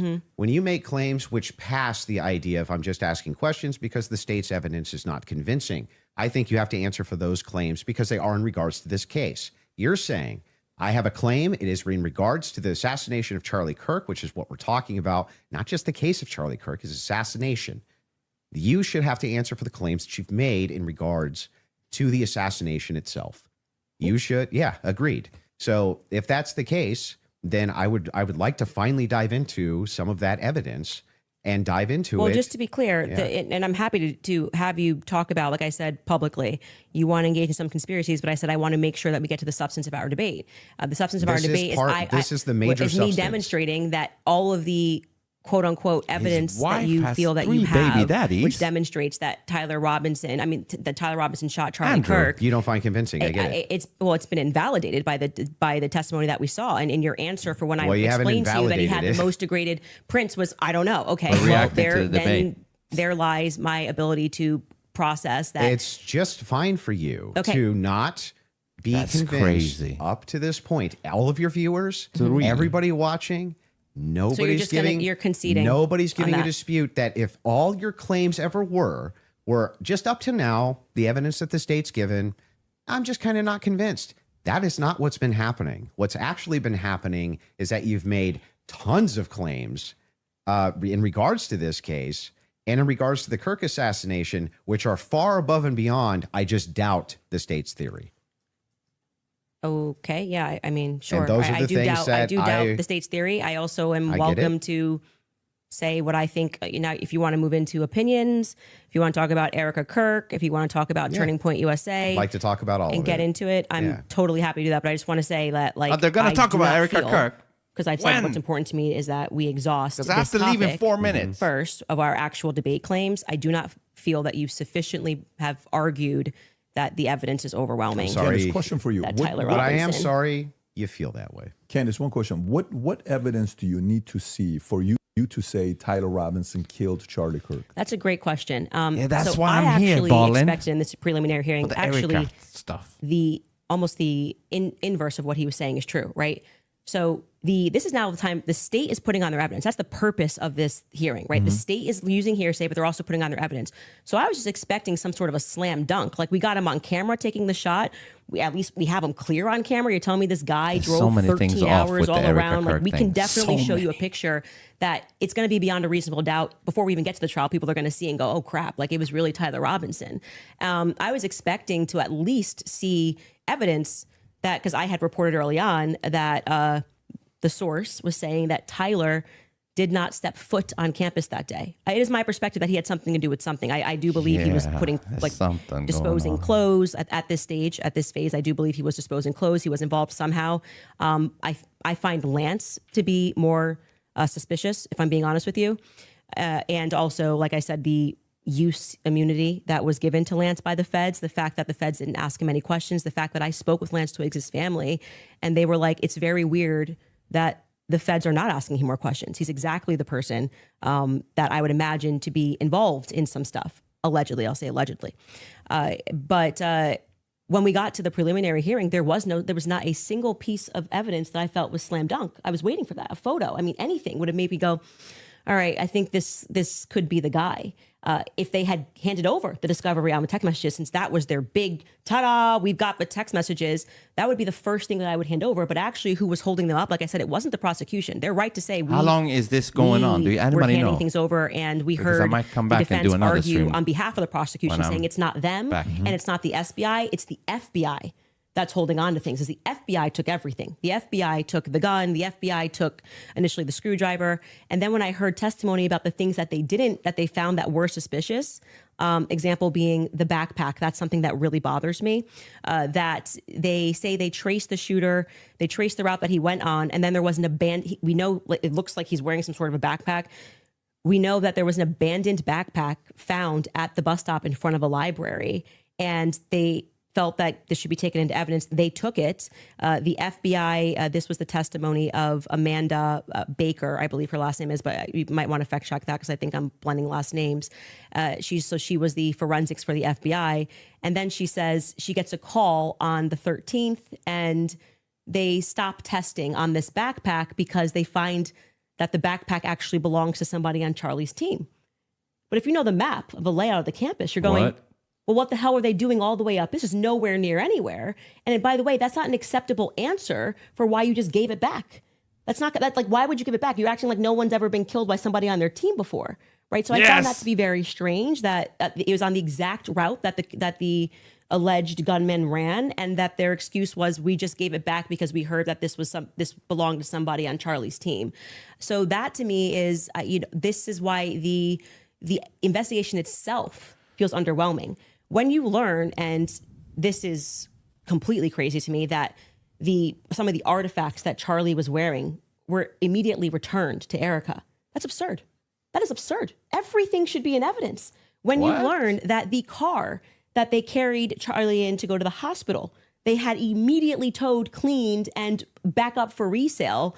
That's absurd. What? That should be sitting in evidence. And any police officer that you speak to will say, or a person that's been involved in a crime will say, I didn't get my stuff back for years. That had nothing to do with anything. It was just around. And they kept it into evidence until the trial was over, and it has to be approved. I think somebody said by the attorney general has to sign off on giving you those objects back.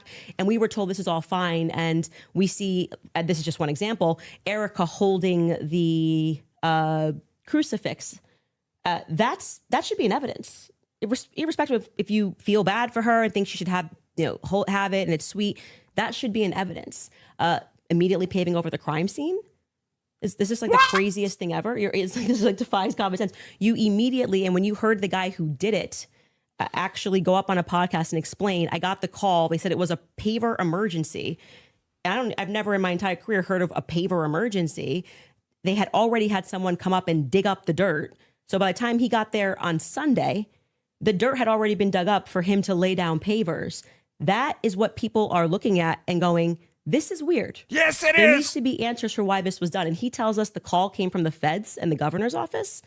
UVU's washed their hands of it. And what he's saying sounds true because we heard during the testimony, one person described the regions of who was in control of everything. The feds were in control of the courtyard. So in order for anybody to have paved anything, that was federal territory, so to speak. I'm maybe not using that in the best cop term, but the feds were in control of the courtyard. So these are things that I think should be answered for. Why are we doing things differently than you would in any other criminal scenario of keeping the evidence until we know more, until we're confident, the various decoys. I did it. It just doesn't look right. Yes. Okay, so go back to the question. So what would you need to see for you to say? Something, if they had, I was expecting, here we have him, he took the shot, here it is. And then I'd be like, great, a clear image of him on the staircase where I'm like, that's definitively Tyler Robinson and he was on campus. We got nothing. We got literally nothing but hearsay of people saying. But you basically get no case. What? You basically no case on planet Earth. You get the, sure. Oh, we got a picture. Okay, Here's him with the murder weapon. You're right. Here's him taking the shot. Most of this doesn't take place on a college campus that has surveillance everywhere. Yeah. One clear image of his. But I don't understand when you're his asked, car plates. If you're asked the question, what would it take to convince? It'd be the same question be asked to me. Andrew, what would it take to convince you that the oppositional is Patsy. true? Right? That he's a patsy or something like that.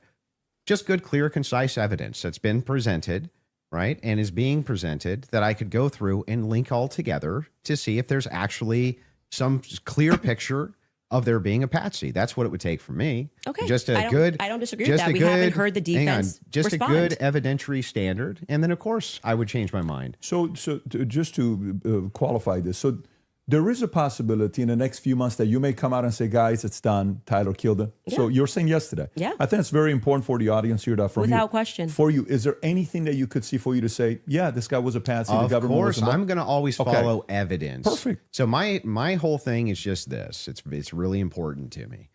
I don't mind people being truth seekers and justice searchers, and the internet has helped solve tons of crimes. There's no ifs, ands, or buts about that. Then let's go into Erica. However, there's also people who, guys, I have to leave. Don't solve crimes, but they just committed to jump in on another stream, and then keeping your word is super important. Even though go nowhere. Just right now, it's getting exciting. So I don't want to leave. So you guys have to go jump on the real stream or whatever.